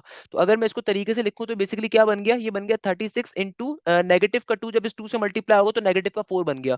और ये जो टर्म आ रही है 2x माइनस का 5 होल पावर में नेगेटिव 3, इसको ऊपर से आप नीचे भेज दीजिए, नीचे जाके क्या हो जाएगा, पावर पॉजिटिव में कन्वर्ट हो जाएगी, सही है ना। अब यहाँ पे फाइनली मैं x की वैल्यू को प्लॉट करवा दूंगा और y की वैल्यू को, तो x की वैल्यू 3 है और y तो कहीं आ ही नहीं रहा, तो भाई सिंपल तरीके से क्या बन जाएगा, ये हो जाएगा 36 इंटू नेगेटिव 4, 36 इंटू नेगेटिव 4 क्या हो जाएगा भाई, 36 को अगर नेगेटिव 4 से मल्टीप्लाई करोगे जाहिर सी बात है नेगेटिव का 144 बन रहा होगा, और चूंकि x की वैल्यू 3 के बराबर है तो क्या बन जाएगा 3 2 6 माइनस का 5 होल पावर में 3, यानी कि 6 में से 5 जाएगा, एक बचेगा, एक की पावर कुछ भी हो, एक को फर्क नहीं पड़ता, तो इसका मतलब कि आंसर क्या आ गया, नेगेटिव का 144। क्वेश्चन क्या हो गया हमारा, फाइनली सॉल्व हो गया, सिंपल वे में क्वेश्चन सॉल्व हो जाएगा, कोई मसले की बात नहीं है इस क्वेश्चन के अंदर। अब देखो नेक्स्ट क्वेश्चन में एग्जामिनर क्या कहते हैं, नेक्स्ट क्वेश्चन में एग्जामिनर कहता है कि भैया if p1 2 is a midpoint of a2 5 and b, then b coordinates of the b are dashed। अब देखो ये क्वेश्चन बड़ा इंटरेस्टिंग आ रहा है, इस क्वेश्चन में एग्जामिनर कहता है कि यार तुम्हारे पास एक लाइन है, उस लाइन के ऊपर तुम्हें मिड पॉइंट की वैल्यू दी जा रही है, मिड पॉइंट की वैल्यू क्या है 1 2 के बराबर, आपको एक पॉइंट गिवन है यहाँ पे 2 5 के बराबर, और आपसे एग्जामिनर कह रहा है कि बेटा दूसरे पॉइंट को फाइंड करना है। अब देखो दूसरे पॉइंट की वैल्यू कैसे निकालोगे, हमें पता है मिड पॉइंट फॉर्मूला क्या होता है, भाई मिड पॉइंट फॉर्मूला होता है x is equal to x1 plus का x2 डिवाइडेड बाय 2, और y के लिए क्या होता है y is equal to y1 plus y2 divided by 2, simple is that, कोई मुश्किल बात थोड़ी है इसके अंदर। तो अगर मैं सिंपल तरीके से सिंपलीफाई करूं इसको तो कैसे करेंगे बेटा, देखो हमारे पास x की वैल्यू, देखो जो भी आपको मिड पॉइंट गिवन होता है ना वो x y होता है, जो पहला पॉइंट गिवन है that will B x1 y1, और दूसरा पॉइंट x2 y2 आपको फाइंड करना है। तो फॉर्मूला क्या बन जाएगा, x की वैल्यू देखो क्या है 1 के बराबर, तो x की जगह पे 1 आ गया, x1 की वैल्यू क्या है, x1 बराबर है 2 के, और हमें x2 तो खुद फाइंड करना है तो इसको x2 लिख देते हैं, नीचे डिवीजन में 2 का 2, 2 यहाँ पे डिवाइड हो रहा है, वहां पे क्या हो जाएगा मल्टीप्लाई, और देखो यहाँ पे क्या है इक्वल टू के बाद 2 प्लस का x2, अब जाहिर सी बात है क्योंकि मुझे x2 चाहिए तो इस वाले 2 को वहां भेजेंगे खत्म हो जाएगा, तो आपके पास x2 की वैल्यू आ जाएगी सिंपल 0 के बराबर। तो might be possible option number c correct answer हो, बट y की वैल्यू भी फाइंड कर लेते हैं। तो y निकालने के लिए भी फॉर्मूला क्या होगा, y का फॉर्मूला होगा y is equal to y1 plus का y2 डिवाइडेड बाय 2। तो भाई देखो आपके पास y की वैल्यू किसके बराबर है, यानी कि मिड पॉइंट से y आ जाएगा 2 के बराबर, y1 बराबर है हमारे पास देखो किसके, पॉजिटिव के 5 के, प्लस का y2 और नीचे डिवीजन में 2 का 2, 2 यहाँ पे डिवाइड हो रहा है हमें मल्टीप्लाई होगा, 2 4 बन जाएगा, 4 माइनस का 5 क्या हो जाएगा नेगेटिव का 1, तो y2 की वैल्यू क्या आ जाएगी -1, यानी कि ऑप्शन नंबर सी करेक्ट है, 0 -1 मेरा करेक्ट आंसर होगा मेरा बेटा। अब देखो नेक्स्ट क्वेश्चन में एग्जामिनर कहता है कि भाई solve the differential equation dy by dx is equal to xy, बहुत सिंपल सा क्वेश्चन है यार, कैसे सॉल्व करोगे। आपसे एग्जामिनर कह रहा है भाई dy by dx बराबर अगर xy के, तो डिफरेंशियल इक्वेशन सॉल्व करनी है। डिफरेंशियल इक्वेशन ऐसी इक्वेशन होती है इसमें x और y दोनों आ रहे होते हैं। अब देखो हम सिंपल तरीके से एक जैसी टर्म्स को एक साइड पे शिफ्ट कर देंगे तो बेटा क्या बन जाएगा, देखो dx यहाँ पे डिवाइड हो रहा है वहां पे जाके मल्टीप्लाई हो जाएगा, और y जो यहाँ पे मल्टीप्लाई हो रहा है वहां पे डिवाइड हो जाएगा, तो बेसिकली क्या बन जाएगा, ये बन जाएगा 1 divided bye y into dy का dy इक्वल टू के बाद x का x, और dx जो यहाँ पे डिवाइड हो रहा था वहां पे मल्टीप्लाई हो जाएगा। अब मैं सिंपली दोनों तरफ इंटीग्रेशन को अप्लाई कर दूंगा, तो बेटा 1 डिवाइडेड बाय y की इंटीग्रेशन क्या होगी, 1 डिवाइडेड बाय y की इंटीग्रेशन बहुत सिंपल सी होती है कि बेटा इंटीग्रेशन के अंदर कभी भी अगर आप डिवीजन के अंदर कोई वेरिएबल आ रहा होता है उसकी पावर 1 होती है, और अगर उसका ऊपर डेरिवेटिव एग्जिस्ट कर रहा है तो सिंपल ln शॉर्टकट को अप्लाई करते हैं, तो ln शॉर्टकट क्या कहता है कि ln को लिखो और जो भी नीचे वाला फंक्शन आ रहा है वो ln का फंक्शन बन जाएगा, इक्वल टू के बाद x का डेरिवेटिव ले लेंगे तो x का सॉरी x की इंटीग्रेशन ले लोगे तो बेटा x की इंटीग्रेशन क्या हो जाएगी, ये हो जाएगी x square divided by 2 plus का c, तो ये फाइनली आपका आंसर होगा ln y is equal to x square divided by 2 plus का c, option number a is the correct answer. Next question में एग्जामिनर कहता है वर्टेक्स बताइए पैराबोला का। अब देखो आपको जो पैराबोला गिवन है, कैसा पैराबोला गिवन है, एक्स स्क्वायर प्लस का 4x माइनस का y प्लस का 5 इक्वल टू 0, एग्जामिनर कहते हैं इसका वर्टेक्स बताइए। याद रखिएगा देखो इस इक्वेशन को देख के साफ तौर पे दिख रहा है कि भैया इस पर्टिकुलर इक्वेशन का ये जो वर्टेक्स आ रहा है ना ये ऑन दी ओरिजिन नहीं है, क्योंकि आपके पास बड़ी इक्वेशन आ रही है, जब बड़ी इक्वेशन आ रही होती है इसका मतलब क्या होता है कि हमारे पास जो भी पर्टिकुलर पैराबोला एग्जिस्ट कर रहा है उसका वर्टेक्स ओरिजिन के ऊपर नहीं है। अब देखो विद इन सेकंड्स के अंदर एक शॉर्टकट होता है, इस शॉर्टकट का नाम क्या है, अपने दोस्तों से लाजमी पूछिएगा, उन्हें कभी भी नहीं आता होगा, वो किसी महंगे कोचिंग बेकार कोचिंग में पढ़ रहे होंगे, उनको वहां पे भी नहीं सिखाया जाएगा। मैथफ्लिक्स शॉर्टकट है, मैथफ्लिक्स शॉर्टकट क्या कहता है, कभी भी अगर आपके पास एक बड़ा पैराबोला आ जाए, कैसा पैराबोला इसका वर्टेक्स ओरिजिन के ऊपर ना हो, आपने सिंपल एक्स वाली टर्म को एक दफा लिखना है, सिंपल एक्स वाली टर्म्स को आप एक दफा लिखो, 0 के बराबर सपोज कर लो, इसका डेरिवेटिव ले लो, इसका डेरिवेटिव लोगे तो क्या बन जाएगा, एक्स स्क्वायर का डेरिवेटिव हो जाएगा 2x, और प्लस के 4 का डेरिवेटिव क्या हो जाएगा, प्लस के 4 के बराबर इक्वल टू के बाद 0, प्लस का 4 जब दूसरी तरफ भेजोगे वहां पे नेगेटिव का 4 बन जाएगा, तो आपके पास 2x की वैल्यू क्या आ गई, -4 के बराबर, तो x का आंसर क्या आ जाएगा, 2 2 4, तो यानी कि आपके पास x की वैल्यू आ गई नेगेटिव के 2 के बराबर। तो याद रखिएगा, देखो कभी भी अगर आपके पास कोई भी पैराबोला गिवन होता है जिसका वर्टेक्स ओरिजिन पे नहीं होता है, वहां पे शॉर्टकट अप्लाई होता है। शॉर्टकट क्या कहता है? शॉर्टकट आपसे ये कहता है कि सिंपल तरीके से बेटा आपने करना क्या है, आपने सिंपल तरीके से जो भी आपके पास स्क्वायर फॉर्म में इक्वेशन के अंदर वेरिएबल मौजूद है ना, उसके साथ जो भी उसका लीनियर वेरिएबल है, दोनों को एक दफा लिखो, जीरो के बराबर सपोज करो, उनका डेरिवेटिव ले लो। यहां से आपके पास h या k की वैल्यू आ जाएगी। बेसिकली x बराबर होता है हमारे पास h के, y बराबर होता है बेसिकली k के। तो आपके पास x का आंसर आ गया। इस x की वैल्यू को उठा के अपनी ओरिजिनल इक्वेशन में प्लॉट करो तो आपका y का आंसर आ जाएगा जो कि k होगा। तो भाई सिंपल तरीके से x की वैल्यू को अगर मैं इक्वेशन में डालूंगा तो क्या बन जाएगा? ये हो जाएगा हमारे पास सिंपल तरीके से -2 का स्क्वायर +4 प्लस का 4 जब नेगेटिव के 2 से मल्टीप्लाई होगा, 4 इंटू -2, 4 2 8, और नेगेटिव का साइन नेगेटिव का 8 हो गया, माइनस का y as it is plus का 5 इक्वल टू 0। सिंप्लीफाई करवा लो बेटा, 4 में से 8 जाएंगे तो जाहिर सी बात है नेगेटिव का 4 बचेगा। नेगेटिव का 4 और प्लस का 5 क्या बन जाएगा? पॉजिटिव का 1, और नेगेटिव का y जब दूसरी तरफ भेजोगे वहां जाके पॉजिटिव का y हो जाएगा। तो y की वैल्यू क्या आ गई? 1 के बराबर। यानी कि h आ गया आपका नेगेटिव का 2 और y आ गया आपका 1 के बराबर, यानी कि k 1 के बराबर आ गया। इसका मतलब आपका h k का पॉइंट क्या आ गया? ये आ गया नेगेटिव का 2 1 के बराबर। तो correct option is option number ए। कैसे सॉल्व किया दोबारा समझ लो शॉर्टकट को। कभी भी अगर आपके पास दुनिया के अंदर कोई पैराबोला गिवन हो जिसका वर्टेक्स ओरिजिन के ऊपर नहीं होता, सॉल्व करने की स्ट्रेटेजी क्या होती है कि जो भी वेरिएबल स्क्वायर फॉर्म में आ रहा है उसके साथ जो भी सिंगल फॉर्म वाला वेरिएबल है यानी कि उसी का वेरिएबल, लेट्स सपोज अगर x यहाँ पे स्क्वायर फॉर्म में था तो मैंने जो x की जितनी भी वेरिएबल्स आ रहे थे उनको एक दफा जीरो के बराबर सपोज करूंगा, उनका डेरिवेटिव लूंगा तो मेरे पास x की इक्वेशन आ गई, और x की वैल्यू जो होती है h को रिप्रेजेंट कर रही होती है। फॉर एग्जाम्पल अगर इसी क्वेश्चन को मैं इस तरह का क्वेश्चन लिख देता हूँ, लेट्स सपोज मेरे पास एक क्वेश्चन होता, अगर क्वेश्चन होता वाई स्क्वायर माइनस का 4x प्लस का 2y प्लस का 9 इक्वल टू 0, तो ये भी एक पैराबोला आ रहा है मगर ये y एक्सिस का पैराबोला है। तो इसके ऊपर फिर आप कैसे इक्वेशन को अप्लाई करते हैं, शॉर्टकट को अप्लाई करते हैं कि देखो अब आपके पास चूंकि y वाली टर्म का स्क्वायर आ रहा है तो जो भी y वाली टर्म दूसरी होती है ना, आप इनको एक जगह पहले लिख देते, तो क्या बन जाता है? ये बन जाता है वाई स्क्वायर प्लस का 2y इक्वल टू 0। अब इसका जब डेरिवेटिव लोगे तो क्या बन जाएगा? ये बन जाएगा 2y और प्लस का 2 इक्वल टू 0। प्लस का 2 वहां पे जाएगा, वहां पे नेगेटिव में हो जाएगा, तो y की वैल्यू क्या बन जाती है? नेगेटिव का 1, क्योंकि प्लस का 2 जब वहां जाएगा नेगेटिव का 2 हो जाएगा, 2 से 2 कट जाएगा, तो आपके पास यहाँ से y की वैल्यू -1 आ गई, यानी कि k का आंसर आ गया -1 के बराबर। अब इस y की वैल्यू को वापस लाके इक्वेशन में डालोगे तो फाइनली आपके पास x की वैल्यू आ जाएगी जो कि h को रिप्रेजेंट करता है। तो ये शॉर्टकट होता है। ये शॉर्टकट आपको बेटा कोई और कोचिंग वाला नहीं पढ़ाएगा। कोचिंग वाले माफिया वाले बैठे हुए हैं बेटा। किसी कोचिंग सेंटर में अगर पढ़ रहे हो तो खुदारा उसको छोड़ के तरीके से बैठ के तैयारी करो। अल्हम्दुलिल्लाह सारी चीजें मैंने कवर अप करवाई है फ्री ऑफ कॉस्ट अपने शागिर्दों को। और अगर आप चाहते हो कि नहीं सर हमें आपसे लाइव पढ़ना है तो भाई उसके लिए आप मेरे एप्टीट्यूड बैच को हिस्सा बन सकते हो। उसकी फीस बहुत मुनासिब होती है, 6,500 7,000 के करीब होती है, और उसमें आपकी तमाम यूनिवर्सिटी की तैयारी करवाई जाएगी। कंप्लीट ईयर की फीस होती है, ये नहीं होता कि एक महीने की फीस है। तो याद रखिएगा बेटा, अपने दोस्तों को रिकमेंड लाजमी तौर पे करना है, लाजमी तौर पे दोस्तों को बताने के सर हाशिम ने तमाम एनईटी के, नस्ट के, फास्ट के, आईबी के पेपर्स को सॉल्व करवाया हुआ है और वो आपकी भलाई के लिए सॉल्व करवा रहे होते हैं। तो भाई आप ही मेरे मार्केटिंग डायरेक्टर हो, आप ही मेरे प्रमोशनल मैनेजर हो, तो भाई आपकी ये फर्ज है कि जब आपको एक बंदा इतनी तरीके से पढ़ा रहा है तो आपका ये फर्ज है मेरे प्यारे शागिर्दों कि आपने लाजमी तौर पर अपने दोस्तों से भी शेयर करना है, अपने स्कूल के, कॉलेज के फ्रेंड्स से लाजमी तौर पर शेयर करना है। उन्हें बताना है कि भाई किसी महंगे कोचिंग में जाने की जरूरत नहीं है, सर हाशिम ने सब कुछ फ्री ऑफ कॉस्ट कवर करवाया हुआ है। अब देखो नेक्स्ट क्वेश्चन में एग्जामिनर कहते थे length of an arc of a circle radius 9 centimetre with central angle of 140 degree. Examiner कहते हैं सॉल्व करके बताओ आपको क्या निकालना है? लेंथ ऑफ एन आर्क निकालना है। बेटा लेंथ ऑफ एन आर्क का मतलब क्या होता है? एस। आपको रेडियस गिवन है आर 9 सेंटीमीटर के बराबर, और आपको एंगल यानी कि थीटा गिवन है 140 डिग्री। हमें मालूम है कि बेटा अगर मुझे उस क्वेश्चन को सॉल्व करना है तो फॉर्मूला क्या होता है? S is equal to r theta. But always remember this thing, यहाँ पे जो थीटा होता है ना it should always been radian. तो अभी मुझे एंगल गिवन है 140 डिग्री का, तो मैं क्या करूंगा बेटा, इसको कन्वर्ट करवाऊंगा रेडियन में। तो 140 डिग्री से रेडियन में जाने के लिए हमेशा हम क्या करते हैं? पाई बाय 180 से मल्टीप्लाई करते हैं। तो क्या बन जाएगा? 0 से 0 कट गया, और 2 7 जार 14 होता है, और 2 9 जार 18 होता है। तो बेसिकली मेरा थीटा यानी कि मेरा एंगल क्या आ जाएगा? ये आ जाएगा 7 पाई बाय 9 के बराबर, 7 पाई बाय 9 के बराबर। अब देखो एग्जामिनर मुझसे क्या कह रहा है कि आपको लेंथ ऑफ एन आर्क निकालना है। लेंथ ऑफ एन आर्क का फॉर्मूला होता है एस, यानी कि एस होता है length of an arc, radius given है 9 सेंटीमीटर। तो क्वेश्चन को अगर मैं सॉल्व करने के ऊपर जाऊंगा तो बड़ा सिंपल क्वेश्चन है। आप लोगों को लगता है भाई कैलकुलेटर के बगैर से दुनिया नहीं चलती, बट बिलीव मी मेरा बेटा ये वाले क्वेश्चन नस साइड पे, फास्ट साइड पे बहुत आते हैं, आईबी साइड पे बहुत आते हैं। हम बच्चों को कैलकुलेटर के बगैर ही सिखाते हैं। अब देखो एस निकालना है, तो आर की वैल्यू गिवन है 9 के बराबर। थीटा क्या आ रहा है? थीटा आ रहा है हमारे पास 7 पाई बाय 9। तो भाई देखो 9 से 9 क्या हो गया? Cancel out. तो मेरे पास एस की वैल्यू क्या होगी? 7 पाई के बराबर। मगर 7 पाई तो कहीं क्वेश्चन में आ ही नहीं रहा आंसर में, तो इसका मतलब क्या आपको फर्दर सिंप्लीफाई करवाना है। तो भाई 7 पाई को सिंप्लीफाई कैसे करवाओगे? पाई बेसिकली बराबर होता है किसके? 3.14 के। तो सिंपल तरीके से 3.14 को आपने 7 से मल्टीप्लाई करवा देना है। अब आपको लगेगा सॉरी शायद बहुत मुश्किल मैथ्स है। भाई देखो मेरे पास जो बच्चे पढ़ रहे होते हैं अल्हम्दुलिल्लाह उनकी नस की तैयारी भी कंप्लीट होती है, फास्ट की भी, आईबीए की भी।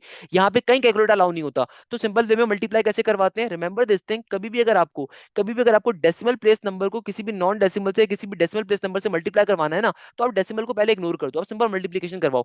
7 4 क्या होता है? 28 का 8 2 कैरी, 7 1 7 7 और 2 का इजाफा 9 बन गया। 7 3 किसके बराबर होता है? 21 होता है। 7 3 सही है, 21 का 21 आ गया। अब लास्ट में डेसिमल लगाओ। देखो पहले वाले डिजिट के अंदर जहां जितने भी आपके पास डेसिमल आ रहे हैं उनको गिनो, कितने डेसिमल कितने प्लेसेस से पहले या बाद में डेसिमल है। अब देखो मुझे साफ तौर पे दिख रहा है, जब मैं राइट हैंड साइड से गिनना स्टार्ट करता हूँ तो 2 डिजिट्स के बाद डेसिमल था और कहीं और डेसिमल नहीं आ रहा पूरे क्वेश्चन में। इसका मतलब कि आंसर के अंदर भी राइट साइड से आप गिनोगे, 2 डेसिमल के बाद डेसिमल लगा दोगे, 2 नंबर्स के बाद डेसिमल लगा दोगे, तो आंसर क्या आ गया? 21.98। चेक कर लो भाई, इससे करीब तरीन कौन सा आंसर आ रहा है? 22 सेंटीमीटर आ रहा है। इसका मतलब 21.9 इज अप्रोक्सीमेटली इक्वल टू 22। जाहिर सी बात है, कैलकुलेटर के बगैर सॉल्व करो तो विद इन आपके पास थोड़ा सा अप्रोक्सीमेशन का चांस होता है। क्लियर है मेरे प्यारा बेटा? तो करेक्ट आंसर क्या होगा? Option number c. तो भाई कैलकुलेटर की नीड क्या है? कौन कहता है कैलकुलेटर अलाउ होता है? जो बंदा आपसे कहता है ना कैलकुलेटर अलाउ होना चाहिए, मुश्किल हो जाती है, बेटा आप कोई अकेले बच्चे नहीं हो, पूरी दुनिया में कैलकुलेटर अलाउ नहीं होता किसी भी एप्टीट्यूड टेस्ट के अंदर। तो भाई कैलकुलेटर कभी भी अलाउ नहीं होना चाहिए। और बहुत दफा एनईटी की यूनिवर्सिटी के अंदर कुछ टीचर्स कैलकुलेटर छीन लेते हैं। अब आप बोलोगे सर क्यों छीन लेते हैं, कैलकुलेटर अलाउ है? भाई वो इसलिए छीन लेते हैं क्योंकि मेरे जैसे दिमाग के हामिल लोग होते हैं ना, उन्हें नहीं पसंद, उन्हें नहीं पता कि भाई कैलकुलेटर क्या है, सख्ती से बैन किया जाना चाहिए। तो वो मेरे जैसे लोग होते हैं, कैलकुलेटर छीन लेते हैं, बिल्कुल सही काम करते हैं मेरे नजदीक। तो इसीलिए आपको बेटा मैथ्स कैलकुलेटर के बगैर करनी चाहिए, क्योंकि किसी भी यूनिवर्सिटी में कैलकुलेटर अलाउ नहीं होता। सिर्फ एनईटी और प्याज में पाकिस्तान में अलाउ कैलकुलेटर, जो कि गलत है।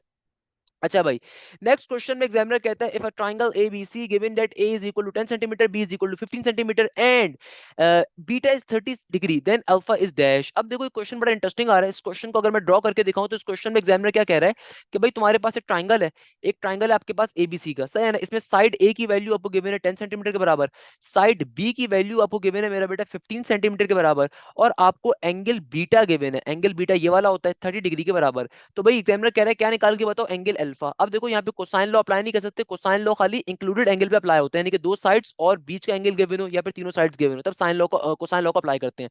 तो यहाँ पे सिंपल साइन लॉ को अप्लाई करेंगे। साइन लॉ का फॉर्मूला क्या होता है? ये होता है a divided by sine alpha is equal to b divided by sine beta. तो मेरे प्यारे शागिर्दों, a की वैल्यू क्या है? देखो a गिवन है आपको 10 सेंटीमीटर के बराबर, साइन अल्फा हमें फाइंड करना है, बी गिवन है आपको 15 के बराबर, और नीचे गिवन है साइन 30 डिग्री। साइन 30 किसके बराबर होता है बेटा? साइन 30 बराबर होता है हमारे पास सिंपल तरीके से 1/2 के। सही है, आप कैलकुलेटर पे चेक भी कर सकते हो, बट चूंकि हम तो पूरे साल अल्हम्दुलिल्लाह पेजेस पढ़ा रहे होते हैं, हमें वैसे ही याद होती हैं। साइन 30 बराबर होता है 1/2 के। मैथ्स का बेसिक कॉन्सेप्ट है, एक से ज्यादा टर्म्स अगर नीचे डिवाइड हो रही हो, सबसे नीचे वाली टर्म नीचे से ऊपर जाकर रेसिप्रोकेट फॉर्म में लिखी जाएगी। तो क्या बन जाएगा? ये बन जाएगा 10 divided by sine alpha is equal to 15 divided by 2, that will be 30। अब चूंकि साइन अल्फा मुझे चाहिए, देखो ये टर्म यहाँ पे डिवाइड हो रही है, वहां पे मल्टीप्लाई हो जाएगी, और ये टर्म जो मल्टीप्लाई होनी चाहिए डिवाइड हो जाएगी। तो बेसिकली क्या बन जाएगा? ये हो जाएगा 10 डिवाइडेड बाय 30 इक्वल टू के बाद सिंपली ये क्या बन जाएगा? ये हो जाएगा साइन अल्फा का साइन अल्फा। जीरो से जीरो कट गया, तो बेसिकली आपके पास साइन अल्फा की वैल्यू क्या आ जाएगी? ये आ जाएगी 1/3 के बराबर। हमें चूंकि अल्फा की वैल्यू चाहिए तो साइन को दूसरी तरफ भेज देंगे, वहां जाके वो बन जाएगा साइन इनवर्स, और 1/3 का 1/3। तो ये आपका फाइनली एंगल होगा। चेक कर लीजिए कौन सा एंगल आ रहा है। Option number a is the correct answer. Option number ए क्या होगा मेरा प्यारा बेटा? आपका करेक्ट आंसर होगा। नेक्स्ट क्वेश्चन बड़ा इंटरेस्टिंग क्वेश्चन आ रहा है, very very important question, question number 16। इस क्वेश्चन में एग्जामिनर आपसे क्या कह रहा है? एग्जामिनर आपसे कहता है कि बेटा देखो, आपको क्या करना है, आपको सिंपल तरीके से एक मैट्रिक्स गिवन है, आपसे एग्जामिनर कह रहा है कि अगर ये मैट्रिक्स ओरिजिनल मैट्रिक्स अपने ट्रांसपोज के बराबर है तो बताइए एक्स और वाई की वैल्यू क्या होगी। अगेन देखो, basic equal property of a matrix को यूटिलाइज करेंगे। आपको ओरिजिनल मैट्रिक्स का गिवन है 7 एक्स वाई और 9। एग्जामिनर कह रहे हैं कि तुम्हारा जो ओरिजिनल मैट्रिक्स है ना, ये अपने ट्रांसपोज के बराबर है। Basically transpose of a matrix क्या होता है? जब मैं रॉस को कॉलम में, कॉलम्स को रॉस में कन्वर्ट करता हूँ तो क्या बन जाएगा? ये हो जाएगा 7x और यहाँ पे हो जाएगा y और 9। तो अगर मैं इसको सिंप्लीफाई करवाऊंगा तो देखो मेरे पास क्या बन जाएगा?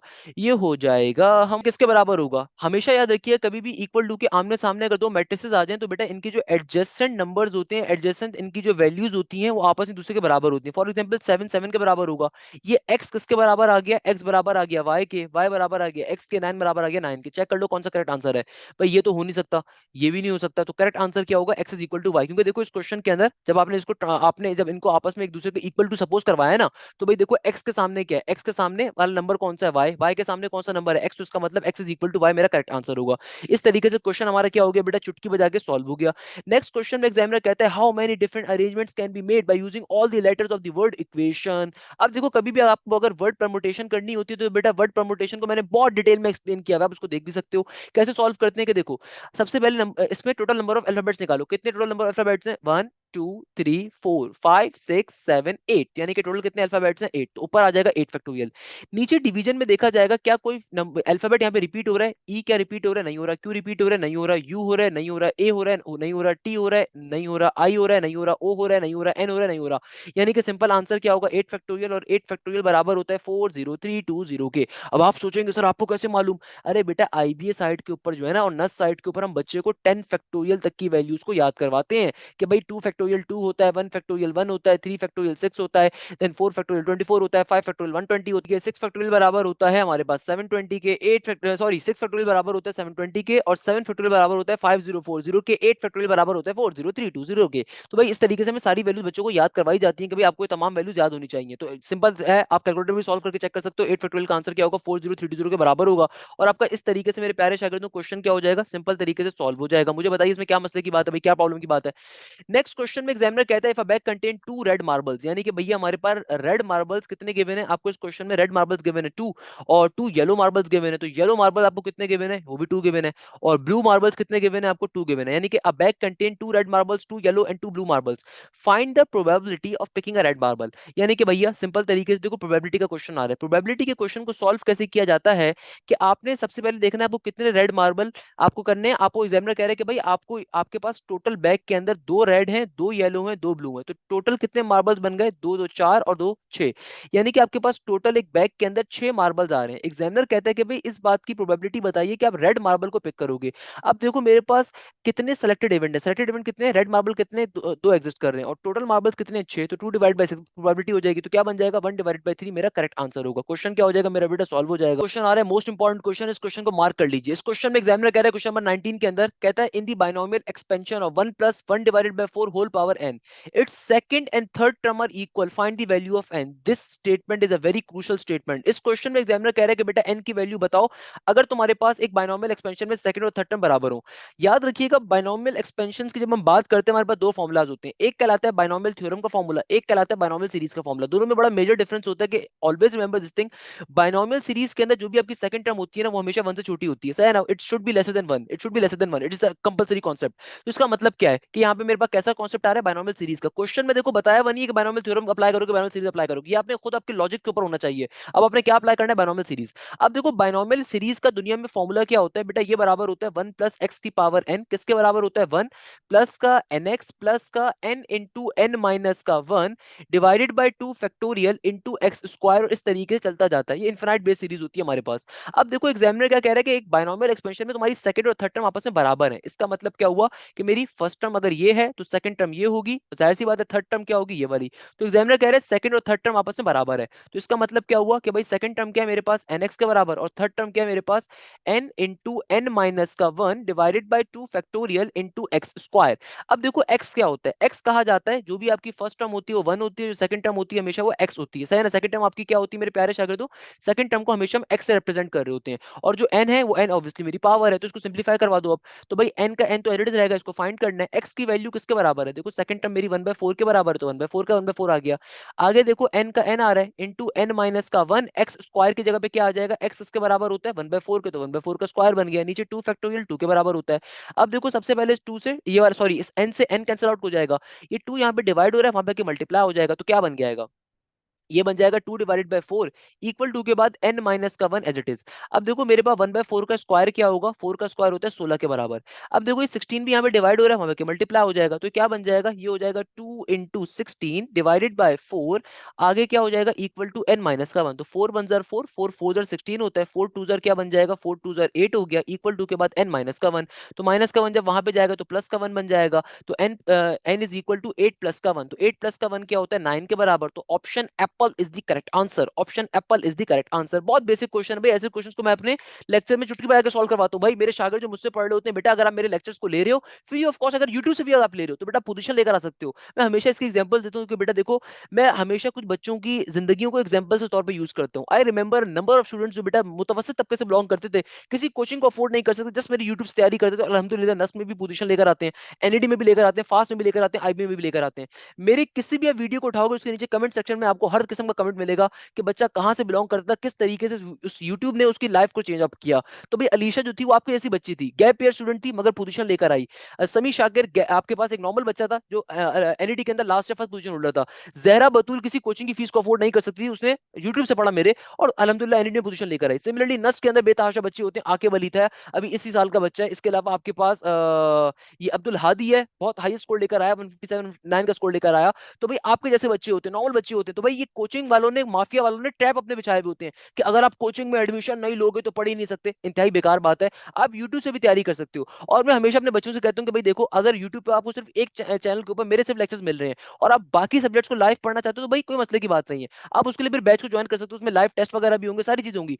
जो आप किसी भी कोचिंग के अंदर आपको 60-70 हज़ार रुपए के अंदर तमाम कंटेंट मिलेगा ना, वो मेरे बैच के अंदर आपको सिर्फ और सिर्फ बहुत कम कीमत को मिल रहा होता है, बहुत ही कम कीमत को, बहुत मामूली कीमत होती है, 6,500-7,000 रुपए के ऊपर। उसके ऊपर कंप्लीट ईयर की वो फीस होती है, उसके अंदर ईच एंड एवरीथिंग इंक्लूड होती है, उसमें हर यूनिवर्सिटी की आपकी तैयारी करवाई जाती है, हर यूनिवर्सिटी के पास पेपर्स कवर करवाए जाते हैं। स्पेशली एनईटी के लिए जो बच्चे तैयारी करें, तो भाई एनईटी के अंदर तो 97% ज्यादा बच्चे मेरे शागिर्द बैठे हुए हैं। ये मैं नॉर्मल बात नहीं करता। बेटा कोई इंस्टीट्यूट अगर पे 10 कैंपसेस खोल के बैठा हुआ है और उसके बाद उसके स्टूडेंट 700 या 800 जा रहे हैं, तो उस पर लानत का मुकाम है। सिंपल सी बात है कि भाई उसने इतने महंगी फीस भी रखी हुई है, प्लस इतने सारे कैंपस भी खोले हुए हैं कि 50,000 बच्चा पढ़ रहा है, उसमें से खाली 700 बच्चा क्लियर कर रहा है। तो ये नॉर्मल सी बात, शर्म की बात है। ऑन दी अदर हैंड अल्हम्दुलिल्लाह यूट्यूब के थ्रू या मेरे बैचेस के थ्रू हमेशा जो बच्चा होता है ना, 90% ज्यादा बच्चे एनईडी में जो बैठा होगा मेरा शागिर्द बैठा हुआ होगा। खैर वापस आते हैं किसी और टॉपिक के ऊपर, दोबारा डिस्कस करेंगे इस चीज को।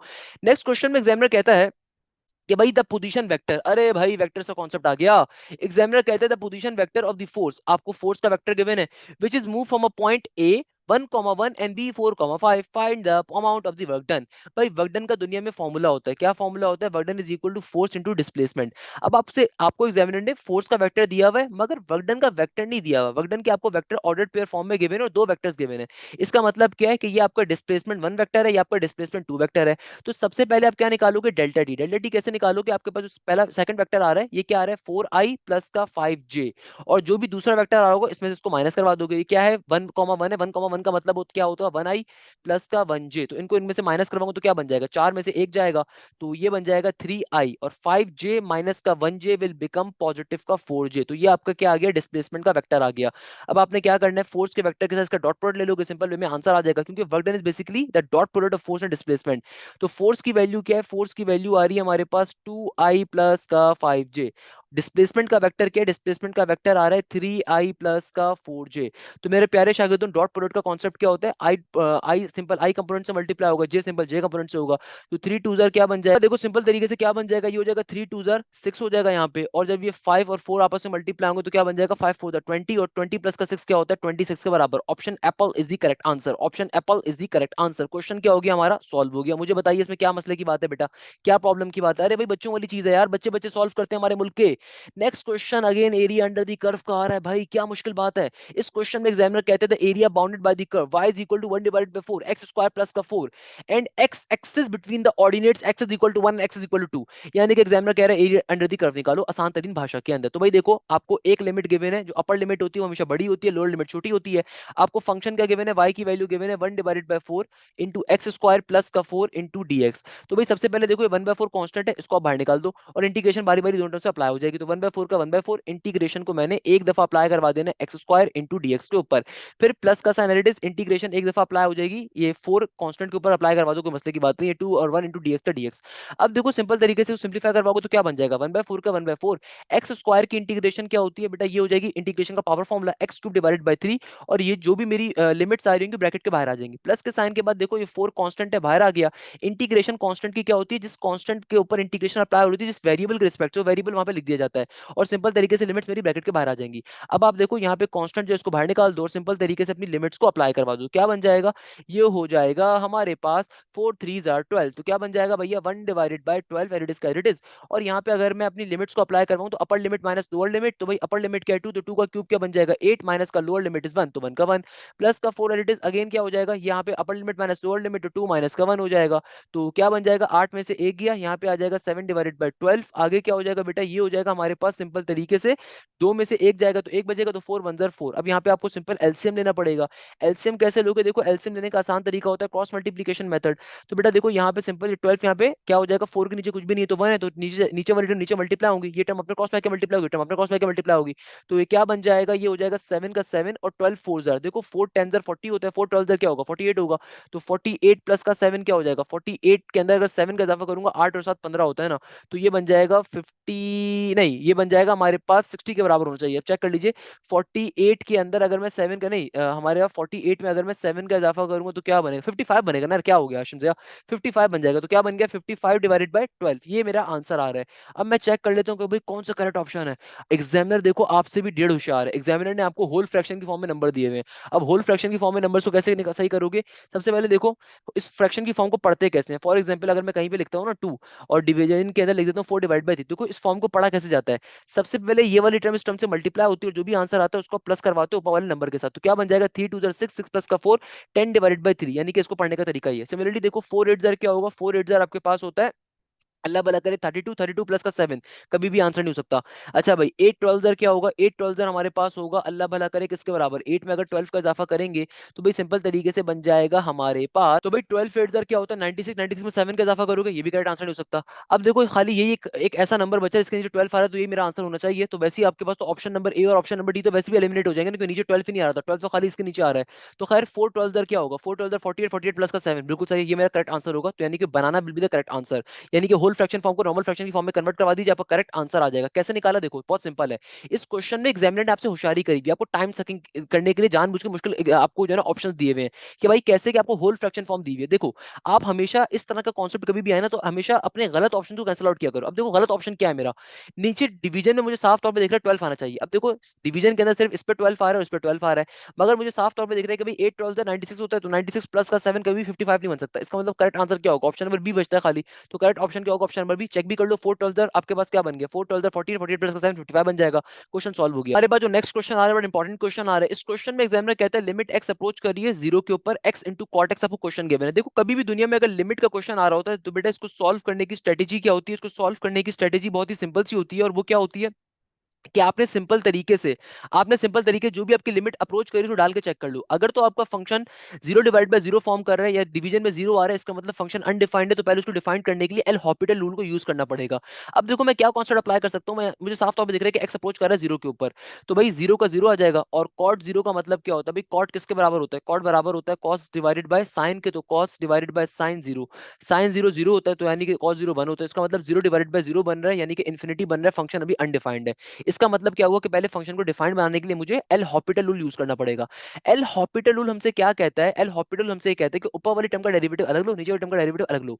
तो बेटा एक्स कॉस एक्स का देखो मैंने कॉट को ब्रेक कर दिया ना, कॉट किस में ब्रेक हो गया, कॉस डिवाइडेड बाय साइन के अंदर। तो अगर मैं क्वेश्चन को लिखूं तो मेरा क्वेश्चन अब क्या बन गया, ये बन गया x into cos x divided by sine x है ना, कॉट बराबर होता है कॉस डिवाइडेड बाय साइन के।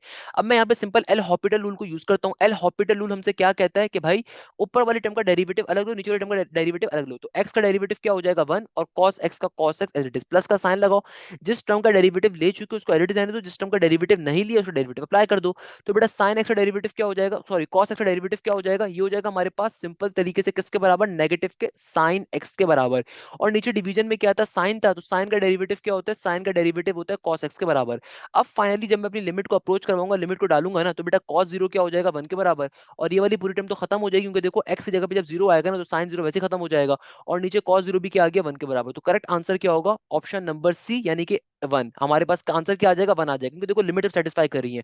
ऑलवेज रिमेंबर दिस थिंग, कभी भी लिमिट का क्वेश्चन आ रहा हो तो जो भी आपकी लिमिट अप्रोच कर रही है तो पहले डाल के चेक किया करो। अगर तो इन्फिनिटी फॉर्म हो रहा है इसका मतलब लिमिट का आंसर नहीं आ सकता फिलहाल। हमें वो निकालने के लिए क्या करना पड़ता है, एल हॉपिटल रूल को यूज। और एल हॉपिटल रूल हमसे क्या कहता है, ऊपर वाली टर्म का डेरिवेटिव अलग लोगे, नीचे वाली टर्म का डेरिवेटिव अलग लोगे। सिंपल तरीके से क्वेश्चन सॉल्व हो गया। अब देखो नेक्स्ट क्वेश्चन इंटरेस्टिंग क्वेश्चन आ रहा है। इस क्वेश्चन में एग्जामिनर आपसे क्या कह रहा है, इस क्वेश्चन में एग्जामिनर आपसे कहता है इंटीग्रेशन कॉस की power 5x into 3x into sine 3x कहता है सॉल्व करके बताओ। अब देखो अगर मैं इस क्वेश्चन को पहली नजर में देखूं ना तो क्वेश्चन शायद बहुत डिफिकल्ट आपको लगेगा, बट बिलीव मी बहुत सिंपल क्वेश्चन है, बच्चों वाला क्वेश्चन है यार।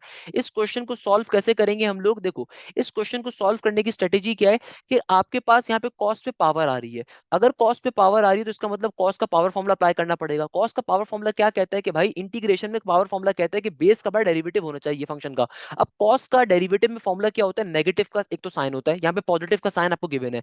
दूसरे नंबर पे आपको एंगल का भी भाई डेरिवेटिव नहीं गिवन, 3x का डेरिवेटिव क्या होगा 3 के बराबर।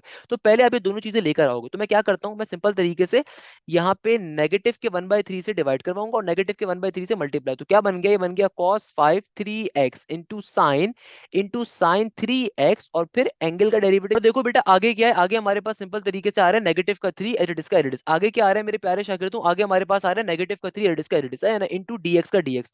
अब फाइनली आपने पास देखो, आपने सिंपल जिस टर्म पे पावर आ रही है उसका बाद डेरिवेटिव कंप्लीट करवा दिया। डेरिवेटिव क्या होगा, कॉस का डेरिवेटिव होता है नेगेटिव का साइन, नेगेटिव भी लेकर आ गया और फिर एंगल का डेरिवेटिव 3x का डेरिवेटिव 3 होगा वो भी लेकर आ गया। अब यहाँ पे सिंपल मैं फॉर्मूला अप्लाई करवा दूंगा तो क्या बन जाएगा, ये हो जाएगा हमारे पास नेगेटिव का 1/3 एडिटिस का एडिटिस रहेगा। और देखो cos की पावर 5 इंटू 3 का डेरिवेटिव के इंटीग्रेशन में फॉर्मूला क्या होगा, simple power formula. Power formula क्या कहता है कि सिंपल तरीके से पावर में एक इजाफा करेंगे ऊपर और उस वैल्यू को एक दफा नीचे भी लिख देंगे, प्लस का सी एडिटिस का एडिटिस। अब इसको आप फर्दर सिंप्लीफाई करवाओगे तो जाहिर सी बात है क्या बन जाएगा, ये हो जाएगा नेगेटिव का कॉस इंटू पावर में 6 इंटू 3x का 3x और देखो नीचे डिवीजन में क्या आ जाएगा 6 3 18। तो मेरा फाइनल फाइनल फाइनल आंसर आ जाएगा ये वाला answer, option number Apple, option number Apple will be the correct answer. Next question में एग्जामिनर कहता है एसेंट्रिसिटी ऑफ द एलिप्स बताइए। अब वो तमाम शागिर्द जो वो तमाम प्यारे प्यारे छात्र मुझसे तालीम हासिल करते हैं उनको इस शॉर्टकट के बारे में पता होगा कि मैंने इन तमाम बच्चों की शॉर्टकट बताई थी कि विद इन सेकंड्स के अंदर क्वेश्चन को सॉल्व करने का। भाई अल्हम्दुलिल्लाह मेरे स्टूडेंट्स का टारगेट होता है, मेरे स्टूडेंट्स का ये अचीवमेंट होती है कि सर 8 मिनट के अंदर 9 मिनट के अंदर एनईटी के मैथ्स के पेपर को चुटकी बजा के सॉल्व कर लिया। क्योंकि सर आपने हमारी तैयारी इतनी अच्छे लेवल के ऊपर करवाई भी होती है, नस के लम्स के आईबी के पैटर्न के ऊपर या यूटी के तर्ज के ऊपर तैयारी करवाई भी होती है कि नस का एनईटी का पेपर में बच्चा लगता है। तो भाई मेरे शागिर्द तो अल्हम्दुलिल्लाह विद इन 6 to 7 मिनट्स के अंदर पूरा पूरा पेपर सॉल्व कर लेते हैं मैथ्स का सेक्शन को। अब देखो मैंने शॉर्टकट आपको पढ़ाया था, कभी भी दुनिया के अंदर अगर एलिप्स या हाइपरबोला आ रहा हो, आपके पास जो भी यहाँ पे अगर कोफिशिएंट आ रहा है एक्स स्क्वायर और वाई स्क्वायर का, अगर आप इन दोनों को मल्टीप्लाई करवाते हो, मल्टीप्लाई करवाने पे इक्वल टू के इस तरफ आपको वैल्यू मिल रही है। फॉर एग्जाम्पल 25 को अगर मैं 9 से मल्टीप्लाई करवाता हूँ तो इक्वल टू की दूसरी तरफ जो भी नंबर लिखा हुआ है यानी कि वो वही नंबर फॉर्म हो रहा है जो कि इन दोनों का मल्टीपल है। फॉर एग्जाम्पल 25 को 9 से मल्टीप्लाई करवाऊंगा किसके बराबर आएगा, 225 के बराबर आएगा। इसका मतलब ये परफेक्ट एलिप्स है। परफेक्ट एलिप्स के अंदर आपके पास एक शॉर्टकट ये होता है कि आप सिंपल तरीके से एक्स स्क्वायर को लिखो और जो भी आपके पास कोफिशिएंट्स है ना उनको रेसिप्रोकेट करके डिवीजन में लिख दो, उनको क्या करवा दो रेसिप्रोकेट करके एक दूसरे के नीचे अपोज करके लिख दो। फॉर एग्जाम्पल एक्स स्क्वायर के साथ 25 था तो ये चला जाएगा वाई स्क्वायर के नीचे, और आपके पास जो वाई स्क्वायर के साथ कोफिशिएंट था वो आ जाएगा एक्स स्क्वायर के नीचे। ये एक शॉर्टकट होता है और इक्वल टू किस तरह बना जाएगा, क्या कहा मैंने दोबारा बता देता हूँ किसी बच्चे को नहीं पता है।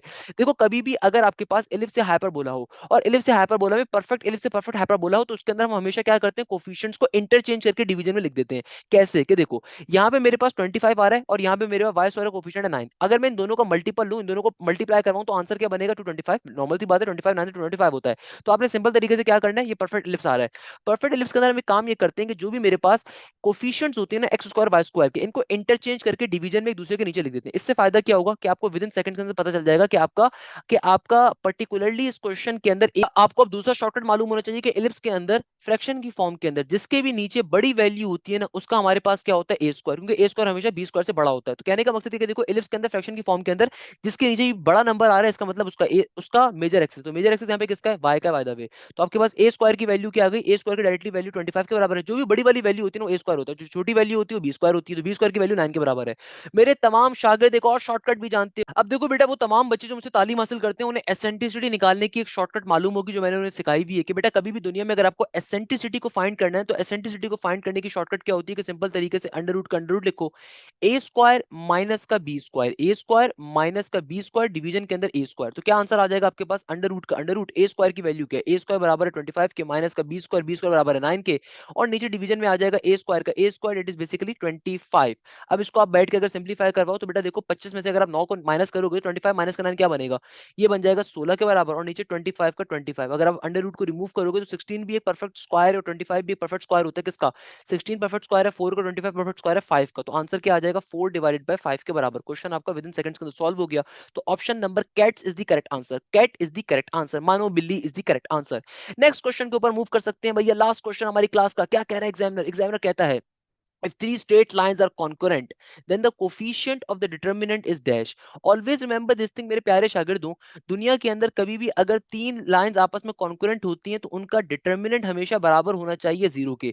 यानी कि आपके पास तीनों लाइंस का जो भी डिटर्मिनेंट आप निकालोगे ना, A1 B1 C1, A2 B2 C2 और A3 B3 C3, दुनिया में कभी भी अगर तीन लाइंस आपके पास कॉन्करेंट आ रही हैं, तो अगर ये कॉन्करेंट है तो ये हमेशा इस थ्योरम को प्रूव करती हैं। ये हमेशा तीनों लाइनें इस थ्योरम को प्रूव करेंगी कि इन तीनों लाइंस का जो डिटर्मिनेंट आएगा उसकी value must be equal to zero, it should always be equal to zero. तो remember this concept is a very brilliant concept. तो करेक्ट आंसर क्या होगा? Option number banana, banana will be the correct answer. इस तरीके से भाई चुटकी बजा के हमारे सारे एमसीक्यूज क्या हो गए? सॉल्व हो गए।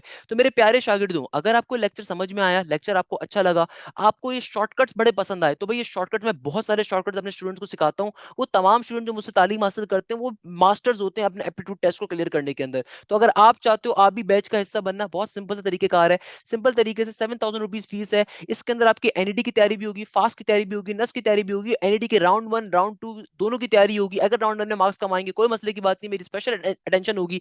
फिजिक्स की, मैथ्स की, केमिस्ट्री की, कंप्यूटर की, इंग्लिश की, आईक्यू की, each and every subject is taught. अगर आपका कोई दोस्त प्री मेडिकल के अंदर है तो बेटा हम ना सिर्फ उसकी एमडी कैट की तैयारी करवा रहे होंगे बल्कि आ खान की, नम्स की। इसके अलावा वो अगर एनईडी या दाऊद का टेस्ट देगा तो वो भी इसी बैच में इंक्लूडेड होगा।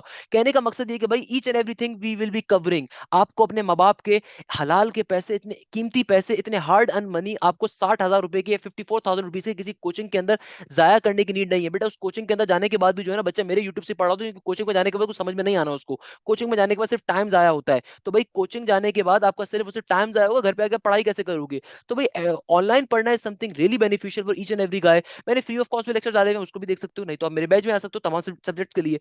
तो यहीं पे आज की क्लास को एंड करेंगे। आज की क्लास के अंदर हमने एनईडी 2008 के पेपर को सॉल्व किया। इस कंप्लीट पेपर की पीडीएफ में डिस्क्रिप्शन में अपलोड कर दूंगा, आप उस पीडीएफ को डाउनलोड भी कर सकते हो, अपने दोस्तों से शेयर करिएगा लाजमी तौर के ऊपर। अपने फ्रेंड्स के, कॉलेज के तमाम ग्रुप्स के अंदर शेयर करना है भाई, मुझे साफ तौर पे शेयरिंग होते हुए दिखनी चाहिए। और आपने लाजमी तौर के ऊपर एप्टीट्यूड की तैयारी बहुत अच्छे से करनी है। मेरे लिए सबसे बड़ा मेरा रिवॉर्ड ये होता है कि जब मेरा शागिर्द मुझे किसी यूनिवर्सिटी के अंदर मिलता है, अल्हम्दुलिल्लाह मुझे नस से भी इन्विटेशन आते हैं, एनईडी से भी आते हैं, आईबीए से भी आते हैं, फास्ट से भी आते हैं। मेरी प्रोफाइल्स के ऊपर आपको काफी पिक्चर्स मिल जाएंगी एनईडी के अंदर तकरीर करते हुए या आईबीए के अंदर। तो भाई अल्हम्दुलिल्लाह वो दिन सबसे बड़ा अचीवमेंट का दिन होता है, जिस दिन आपको आपके एल्मा मेटर से या आपको आपके इंस्टीट्यूट से आप जाते हो और वहां पे बेतहाशा बच्चा आपसे कहता है कि सर मैंने आपसे तालीम हासिल करी थी, now I am sitting here.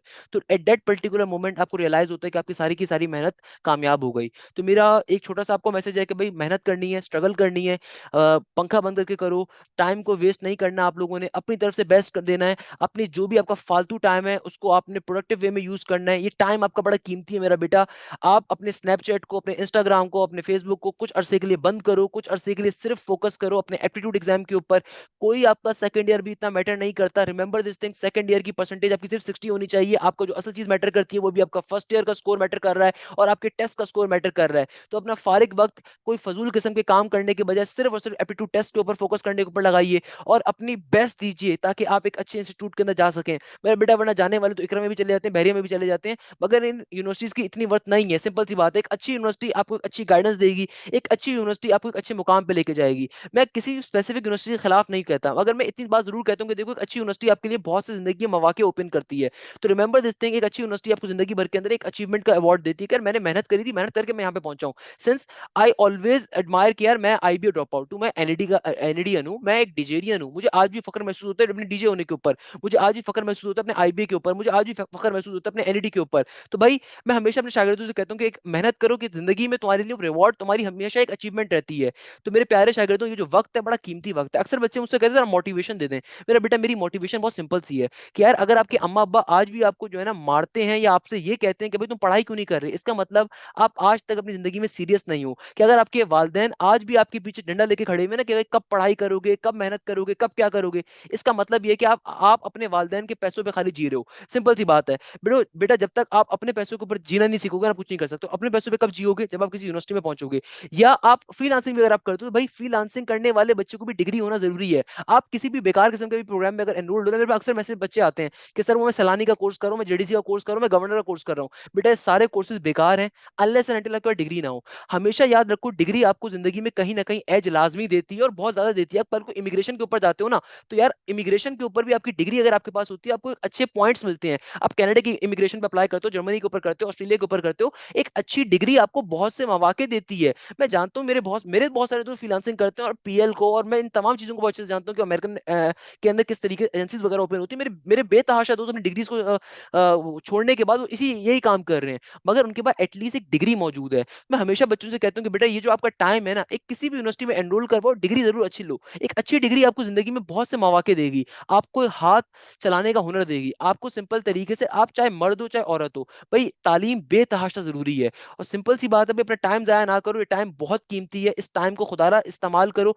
नहीं तो बेटा फिर 6 महीने के बाद, 8 महीने के बाद जब दोस्तों को आगे बढ़ता हुआ देखोगे ना और खुद आप उसी मुकाम पे खड़े भी होगे, तो इंसान को बड़ा अफसोस होता है। याद रखिएगा, दोस्त फेल हो जाए इतना दुख नहीं होता, दोस्त अगर आगे निकल जाए ना तो बहुत दुख होता है। ये इंसान की नेचर है।